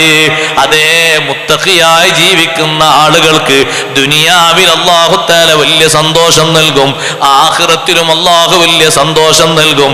അല്ലാഹുവിന് തഖ്വ ചെയ്തല്ലേ ജീവിക്കുന്നത്. നമ്മുടെ ജീവിതത്തിൽ ആ സ്വഭാവങ്ങളാ നമ്മൾ പാലിക്കേണ്ടത്. അവര് കാണിച്ചു തന്ന മാതൃകകളാ സ്വീകരിക്കേണ്ടത്. ശൈഖ് ജീലാനി റളിയല്ലാഹു അൻഹു ദുനിയാവിൽ ആദ്യമായി നേരിട്ട പരീക്ഷണല്ലേ നമുക്കൊക്കെ അറിയുന്ന കൊള്ളക്കാരെ മുന്നിൽ വെച്ച് മഹാനവറുകൾ ധൈര്യപൂർവ്വം സത്യം പറഞ്ഞത്. ആ കൊള്ളക്കാരൊക്കെ കൊള്ള ചെയ്യുന്ന വിഷയത്തിൽ നിന്ന് മാറിയിട്ട് തൗബ ചെയ്ത് മടങ്ങാൻ ആ ഒരു 18 വയസ്സുകാരൻ്റെ സിദ്ഖല്ലേ, സത്യമല്ലേ ഏറ്റവും വലിയ ഉപകാരം ചെയ്തത്. അവരാ പണി നിർത്തിയില്ലേ? ആ അനാവശ്യ ഏർപ്പാടിൽ നിന്ന് നിർത്തിയിട്ട് മഹാനവറുകളുടെ കൂടെ അവർ ബഗ്ദാദിലേക്കല്ലേ പിന്നെ പോയത്. ഇൽമു പഠിച്ച് നന്നാകട്ടെ, തൗബ ചെയ്ത് നന്നാകട്ടെ എന്ന മനസ്ഥിതിയോടെ. അവരാ സ്വഭാവവും ശൈലിയുമാണ് നമ്മൾ സ്വീകരിക്കേണ്ടത്. ഞാൻ എൻ്റെ വാക്കുകൾ ഉപസംഹരിക്കുന്നു. അല്ലാഹു നമ്മുടെ മജ്ലിസ് ഖബൂൽ ചെയ്യുമാറാകട്ടെ. മുത്തഖീങ്ങളായി ജീവിക്കണം. ഔലിയാക്കൾ നമുക്ക് പകർന്നു നൽകുന്ന ഏറ്റവും വലിയ ഒരു ശൈലി, ഒരു സ്വഭാവം അതാണ്. ശൈഖ് ജീലാനി റളിയല്ലാഹു അൻഹുവിന്റെ ജീവിതത്തിൽ അവർ കാണിച്ചു തന്ന ഈ സൽസ്വഭാവങ്ങൾ, സിദ്ഖോടുകൂടെ ജീവിക്കുക, ഇഖ്ലാസോടുകൂടെ ജീവിക്കുക, ത്യാഗം ചെയ്ത് ജീവിക്കുക, കഠിനാധ്വാനം ചെയ്ത് ജീവിക്കുക, എല്ലാ മേഖലകളിലും അള്ളാഹുവിന്റെ പൊരുത്തം ലഭിക്കുന്നതിന് വേണ്ടി കഠിനാധ്വാനം ചെയ്യണം. ഇബാദത്ത് കുറവുണ്ടാകാൻ പാടില്ല. ഇബാദത്തിൽ വലിയ ബന്ധങ്ങൾ മഹാന്മാരായ ആളുകൾ സൃഷ്ടിച്ചതുപോലെ സൃഷ്ടിക്കണം. എന്നും നമ്മൾ ഖുർആൻ ഓതുന്നവരാകണം. ഉമ്മമാരെ, ഉപ്പമാരെ, നമ്മളെ വീടുകളിലൊക്കെ പ്രശ്നങ്ങളും പ്രയാസങ്ങളും വിഷമങ്ങളും തീരാത്തതിൻ്റെ ഒരു പ്രധാനപ്പെട്ട സബബ് അതാണ്. ഒരു വീട്ടിലെ എല്ലാ മെമ്പർമാരും എപ്പോഴാ ഖുർആൻ ഓതലെന്ന് മുമ്പ് ഒരു പരിപാടിക്ക് വെച്ചപ്പോൾ അവിടുന്ന് ഒരു ഉത്തരം കിട്ടിയെന്താണെന്നറിയാം. അപ്പുറയിൽ ആരെങ്കിലും മരിച്ചാലും എന്നാ ഉത്തരം കിട്ടിയത്. ആ ഉത്തരം റെഡിയാണെന്ന് എനിക്ക് തോന്നിപ്പോയി. അപ്പുറയിൽ ആരെങ്കിലും ഒരാൾ മരിച്ചാൽ എല്ലാവരും കൂടി ഖുർആൻ ഓതാണ്, കുറച്ച് ദിവസമെങ്കിലും ഓതാണ്. അതെത്ര ചുരുക്കാൻ നോക്ക് നിങ്ങൾ. നമ്മൾ ഏറ്റവും അധികം ഖുർആൻ ഓതേണ്ട ഒരു സ്ഥലമാണ് നമ്മുടെ വീട്. ഹബീബ് സല്ലല്ലാഹു അലൈഹി വസല്ലം പറഞ്ഞില്ലേ, അക്സിറു തിലാവത്തുൽ ഖുർആനി ഫീ ബുയൂത്തിക്കും. നിങ്ങളുടെ വീടുകളിൽ നിങ്ങൾ ഖുർആനോത്ത് പെരുപ്പിക്കണം, അധികരിപ്പിക്കണം. ധാരാളം ഖുർആൻ ഓതണം. ഒഴിവുള്ള സമയങ്ങളിലൊക്കെ ഖുർആനുമായി നല്ല ബന്ധം സ്ഥാപിക്കണം. കിട്ടുന്ന നേരത്ത് കുറച്ചെങ്കിലും ഖുർആൻ ഓതട്ടെ എന്ന് കരുതിയിട്ട്, പണിക്ക് പോകാൻ കുറച്ചുകൂടി നേരമുണ്ട്, എന്നാ ഒരു 10-20 മിനിറ്റെങ്കിലും ഒന്ന് ഖുർആൻ തുറന്ന് ഓതട്ടെ എന്ന് കരുതിയിട്ട് ഖുർആൻ ഓത്. അത് വീട്ടിലുള്ള ആളുകൾക്ക് വലിയ ഐശ്വര്യമാണ്, വലിയ സന്തോഷാണ്. ആ വീട്ടിൽ ജീവിച്ച് മരണപ്പെട്ടു പോയ ആളുകൾക്ക്, ആ വീട്ടിൽ ജീവിച്ച് മരണപ്പെട്ടു പോയ ആളുകൾക്ക് അതിനേക്കാളേറെ സന്തോഷമാണ്. വീട്ടിൽ നിന്ന് മരണപ്പെട്ടു പോയ ആളുകൾക്ക് ആ വീടുമായിട്ട് നല്ലൊരു കണക്ഷൻ. എൻ്റെ മക്കൾ ഖുർആൻ ഓതുന്നുണ്ട്, എൻ്റെ പേരക്കുട്ടികൾ ഖുർആൻ ഓതുന്നുണ്ട്, എൻ്റെ മോന്റെ കയ്യിലാണ് ആ ഖുർആൻ. ഉമ്മ വാപ്പ എന്തോ ഒരു സന്തോഷത്തോടെയാണ് ഈ വീട്ടിൽ വെച്ച് ഓതുന്ന ഖുർആൻ അവരിലേക്ക് എത്തുന്നത്. എത്ര സന്തോഷത്തോടെയാ സഹോദരങ്ങളെ അവരത് കാണുന്നത്. മരിച്ചുപോയ ആളുകൾക്ക് നമ്മുടെ അമലുകൾ അല്ലാഹു ഒളിവാക്കി കാണിച്ചു കൊടുക്കുന്നുണ്ട്. അതിൽ നന്മകൾ കാണുമ്പോൾ അവർക്ക് വലിയ സന്തോഷമുണ്ട്. ആ നന്മകളെ കൂട്ടത്തിൽ അവർ സന്തോഷിക്കുന്ന വലിയൊരു നന്മയാണ് ഖുർആൻ. ഖുർആൻ എന്നും അധികരിച്ച് ഓതണം. പഴയ കാലത്തെ വീടുകളിലുള്ള സമാധാനവും ഇപ്പോഴുള്ള സമാധാനക്കേടിനും കാരണം അതാണ്. മുമ്പത്തൊരു തറവാട് വീട് ഇവിടെ ഈ പരിസരങ്ങളിൽ എവിടെയെങ്കിലും ഉണ്ട്, പോയോക്കൊണ്ട് നിങ്ങൾ. ആ തറവാട് വീട്ടിൽ എത്ര ആളുണ്ടാവും? ഒരു 10-25 ആളുണ്ടാവും ഒരു തറവാട് വീട്ടിൽ. ഈ 10-25 ആളുകളും ഒരാളും അവിടെ നിന്ന് കൂട് വിട്ടു പോകരുത് എന്നാണ് അന്നൊക്കെ പറയുന്നത്, അല്ലേ? ഒരാളാ വീട്ടിൽ നിന്ന് പോകുന്നത്. പേരക്കുട്ടികളടക്കം എങ്ങനെ ആ വീട്ടിലുണ്ടാവും. വല്യപ്പുണ്ട്, മക്കളുണ്ട്. ആ മക്കളൊക്കെ ഓരോ റൂമിൽ ഇങ്ങനെ സെറ്റപ്പ്. സ്ഥലം ഓർക്ക് 1 ഏക്കർ 1.5 ഏക്കറൊക്കെ സ്ഥലമുണ്ട്. പക്ഷെ പെട്ടെന്നൊന്നും അവർ വീടെടുക്കൂല. പഴയ കാലത്ത് അങ്ങനെ എടുക്കുമോ? ഇല്ല, പെട്ടെന്ന് വീടെടുക്കൂല. ഇന്ന് കല്യാണം കഴിച്ച് പെണ്ണിന് ഭാര്യക്ക് ആദ്യത്തെ ഒരു കുട്ടി ജനിക്കുന്ന ഒരു അവസ്ഥ തുടങ്ങിയെന്ന് കാണുമ്പോഴേക്ക് ഇപ്പുറത്ത് അന്വേഷണം. അല്ല, ഒരു പെരക്ക് കുറ്റി, ഒരു പെരക്ക് സ്ഥലം, കുറ്റി, പോകാൻ സമയം ആയില്ലേ, അന്വേഷണം തുടങ്ങി. മാനസികമായ പൊരുത്തം വളരെ കുറയാനുള്ള കാരണം ഖുർആനോത്തിന്റെ കുറവാണ്. നബി സല്ലല്ലാഹു അലൈഹി വസല്ലം ഞങ്ങളെ പറഞ്ഞ ഹദീസിന്റെ ബാക്കിയിൽ തന്നെ പറഞ്ഞു, ഫൈനൽ ബൈത്തല്ലദീ ലാ യുഖറഉ ഫീഹി ഖുർആൻ. ഖുർആനോത്ത് നടത്തപ്പെടാത്ത വീട് യഖില്ലു ഖൈറുഹു, അവിടെ നന്മ കുറയും. നന്മ കുറയും. അവിടെ മക്കൾ പഠിക്കുന്നതും കാര്യങ്ങളും വിഷയങ്ങളൊക്കെ കുറയും. ഖുർആനോത്ത് നടക്കണം. അതാണ് പഴയ കാലത്തെ തറവാട് വീടും നമ്മളെ വീടുകളൊക്കെ തമ്മിലുള്ള മാറ്റം. ആ വീടുകളിൽ അന്ന് താമസിച്ചിരുന്ന ആളുകൾക്ക് രോഗാവസ്ഥയും കുറവല്ലേ? കുറവാണ്. മാനസികമായിട്ട് എന്തൊരു റാഹത്തായിരുന്നു, എന്തൊരു സന്തോഷമായിരുന്നു, എന്തൊരു മനപ്പൊരുത്തായിരുന്നു. വയക്സുറു ഷർറുഹു, ഖുർആനോത്തില്ലാത്ത വീട്ടില് എടങ്ങേറ് അധികരിക്കും. വയളീഖു അലാ അഹ്ലിഹി, മൂന്നാമതായി തങ്ങൾ പറഞ്ഞു, ആ വീട്ടുകാർ തമ്മിൽ മാനസിക പൊരുത്തം കുറയുന്നു. സങ്കുചിത മനോഭാവം കൂടും. എന്ത്, ഞാന്, എൻ്റെ മക്കള്, എൻ്റെ ഭാര്യ, അതാരാ, സ്വന്തം സഹോദരനാ, കണ്ടോ, സ്വീകരിക്കാൻ കഴിയുന്നില്ല. ഇതാരാ, ഇതും സ്വന്തം സഹോദരനാ, സ്വീകരിക്കാൻ കഴിയുന്നില്ല. അഥവാ അവര് ഒന്ന് താമസിക്കാണ്, അവിടെ പെരപ്പണി നടക്കാണ് എന്ന് കണ്ടാൽ തന്നെ അപ്പുറത്ത് പിന്നെയും ചോദ്യം തുടങ്ങും, തീരാനായോ പെരപ്പണി? എന്നാ തീരാനായോ? ആകെ 2-3 മാസമായിട്ടുണ്ടാവുള്ളൂ. വർഷങ്ങളോളം ഒരു തറവാട്ട് വീട്ടിൽ കെട്ടിക്കിടന്ന് ജീവിച്ചിട്ട് ഒരു വാക്ക് പോലും ഈ രൂപത്തിലില്ലാത്തൊരു പൊരുത്തം പഴയ കാലത്തുണ്ടായിരുന്നു. അന്ന് ജോലിക്ക് പോകുന്ന മക്കളിൽ ഒരു കുട്ടി ഒരു ഉസ്താദാന്ന് കൂട്ടിക്കോളൂ, വേറെ കുട്ടി എങ്ങോട്ടാ പോകുന്നത്? കച്ചവടത്തിനാണ്. വേറെ കുട്ടി തേപ്പിന്റെ പണിക്കാണ്. വേറെ കുട്ടി ഡ്രൈവിങ്ങിനാണ്. ഒരു വാപ്പാന 4-5 മക്കളാണ്. എല്ലാവരും സുബീസ്കാരം കഴിഞ്ഞ് ഒരു 10-15 മിനിറ്റ് ഒന്ന് ഖുർആൻ ഓതിയിട്ടാണ് എല്ലാവരും ഇറങ്ങുന്നത്. എന്തു റാഹത്താണ്! അവർ പോകുന്നതും വരുന്നതൊക്കെ എന്ത് റാഹത്താണ്! ഇന്ന് ആ സമ്പ്രദായം തന്നെ വീട്ടിൽ അസ്തമിച്ചു പോയത് കൊണ്ട് വീട്ടിലിങ്ങനെ ഒരുമാതിരി ഒരു ജീവിതം ജീവിക്കുന്നു എന്ന് പറയാം. സൗകര്യമൊക്കെ ഉണ്ട് ഉസ്താദെ, എല്ലാ വീടും മുക്കയ്യഫാണ്, എല്ലാ വീടും. മാനസിക സുഖം കുറവാണ്. ഒരാൾ വീട്ടിൽ വന്നാൽ തന്നെ ആൾക്കാർക്ക് ഇപ്പോൾ ബേജാറ് കൂടുകയാണ്. ഇനിയിപ്പോൾ ഇവർ എത്ര ദിവസം ആകും ഇവിടെ നിൽക്കുക? അതിഥികൾക്കൊക്കെ 3 ദിവസമാണ് ഇസ്ലാം കണക്ക് പറഞ്ഞത്. അതൊക്കെ കണക്കൊക്കെ നമുക്ക് കറക്റ്റായിട്ട് അറിയാം. ഇവരിപ്പോൾ ഇനി 4, 5, 6 ഒരാഴ്ച നിൽക്കുമോ? പേടിയായി തുടങ്ങി. മാസങ്ങളോളം മുമ്പ് അങ്ങനെ നിൽക്കണേ എന്നുള്ള ആഗ്രഹമായിരുന്നു. മുമ്പൊക്കെ അങ്ങനെ തറവാട്ട് വീട്ടിലേക്ക് വരുന്ന ആളുകൾ അവർ പെട്ടെന്ന് പോകരുത്, ഏതൊക്കെ ഒരു ഒഴിവിനും മറ്റൊക്കെ വന്നാലേ കുറച്ചുകൂടി കാലം ഇവിടെ നിൽക്കണം എന്നായിരുന്നു ആഗ്രഹം, നല്ല റാഹത്തോടു കൂടി. അതിൻ്റെ ഒരു കുറവ് ഇബാദത്തിൻ്റെ ഒരു കുറവാണ്. റഹ്മത്തിൻ്റെ മലക്കുകൾ നമ്മളെ വീട്ടിൽ സദാസമയത്തും കാവലിനുണ്ടാകാൻ പറ്റിയ ഒരു പ്രധാനപ്പെട്ട അമര് കൂടിയാണ് ഖുർആൻ. ഖുർആനോത്ത് നല്ലോണം നടക്കണം. ഉമ്മഹാത്തുൽ മുഅ്മിനീങ്ങളൊക്കെ ഉമ്മമാരെ വീട്ടിൽ വെച്ച് ഖുർആൻ ഓതുന്നവരായിരുന്നു. അന്നൊക്കെ ഖുർആനിന്റെ കോപ്പികൾ വളരെ കുറവാണ്. പിന്നെ കോപ്പികളൊക്കെ അധികരിച്ചു തുടങ്ങിയത് കുറേ കാലം കഴിഞ്ഞിട്ട് ഉസ്മാൻ റളിയല്ലാഹു അൻഹുവിന്റെ കാലത്ത്. അവർ എഴുതി വെച്ച ഏതെങ്കിലും തോലിലും മരത്തിലൊക്കെ നോക്കിയിട്ട് ഖുർആൻ എഴുതി ഓതിയിരുന്നതാണ്, പേപ്പറിലൊക്കെ നോക്കിയിട്ട്. നമ്മളെപ്പോലെ ഖുർആൻ പ്രതികൾ, കോപ്പികൾ, സൗകര്യങ്ങൾ അവർക്ക് കുറവായിരുന്നു. അതുകൊണ്ട് ഖുർആനോത്തുമായി നല്ലോണം ബന്ധപ്പെട്ട് നല്ലോണം ഖുർആനോത്തുമായി ബന്ധപ്പെട്ടുള്ള അമലുകൾ സ്വീകരിക്കണം. ഷെയ്ഖ് ജീലാനി റളിയല്ലാഹു അൻഹുവിന്റെ ഏറ്റവും ഇഷ്ടപ്പെട്ട രാത്രിയിൽ ഒരു ഇബാദത്താണല്ലോ ഖുർആനോത്ത്. ഇതല്ലേ നമ്മളൊക്കെ സാധാരണ പറയല്? മഹാനവറുകളുടെ ഇബാദത്തിന്റെ സൗന്ദര്യം എത്ര വലുതാണ്. അലവേറും ഇശ തൊഴുതോരുവാലേ 40 സുബ്ഹ് തൊഴുതോവർ. 40 കൊല്ലം ജനങ്ങൾക്ക് വേണ്ടി ഖിദ്മത്ത് ചെയ്ത് ദീനീ ദഅവത്ത് നടത്തുന്ന 40 കൊല്ലം രാത്രിയായാൽ ഇബാദത്തിന് വലിയ താല്പര്യമാണ്. ഇശാഇന്റെ ശേഷം ഖുർആൻ ഓതിയിട്ട് കുറേ റക്അത്ത് നിസ്കരിക്കും മഹാനവറുകൾ. നീണ്ട സുന്നത്ത് നിസ്കാരം. വലിയ ആരോഗ്യമല്ലേ മഹാനവറുകൾക്ക് അല്ലാഹു നൽകിയത്. 90 വയസ്സ് ജീവിച്ച ആ കാലഘട്ടത്തിലും മഹാനവറുകൾ കുറെ കാലോ അല്ലെങ്കിൽ ഒരാഴ്ച 2 ആഴ്ച ഒന്നും ഒരു പനി പിടിച്ചു പോലും കടന്നിട്ടില്ല. നല്ല ആഫിയത്തല്ലേ അല്ലാഹു നൽകിയത്. ആ ആഫിയത്ത് അങ്ങോട്ട് മുതലാക്കി ഇബാദത്ത് കൊണ്ടും തഖ്വ കൊണ്ടും ജീവിതം ധന്യമാക്കിയിട്ട് അപ്പൊ അല്ലാഹു തആല അവരെല്ലാ കാര്യത്തിനും അവർക്ക് എളുപ്പം നൽകി, സന്തോഷം നൽകി. സുബ്ഹാനല്ലാഹ്, മൗത്തിന്റെ നേരത്ത് പോലും ഒരു വിഷയവും മഹാനവറുകൾ ഭയപ്പെട്ടിട്ടില്ല. മക്കളെല്ലാവരും ചുറ്റുഭാഗത്തും വന്ന് നിൽക്കുന്നു. ആ മക്കളെ കൂട്ടത്തിൽ 13 മക്കളല്ലേ ആ സമയത്തുള്ളത്. ആ 13 മക്കളും അല്ല, ഒരാളും കൂട്ടി 14 മക്കള്. 14 മക്കളും ചുറ്റുഭാഗത്തും നിൽക്കുന്നു. ഷെയ്ഖ് ജീലാനി റളിയല്ലാഹു അൻഹുവോട് മക്കളൊക്കെ വസിയത്ത് ചോദിക്കുന്നു. മക്കളോട് പറയുന്നു, മക്കളെ ഊസീകും ബിതഖ്വല്ലാഹി വലുസൂമി ത്വാഅതിഹി. അല്ലാഹുവിനെ തഖ്വ ചെയ്ത് നിങ്ങൾ ജീവിക്കണം.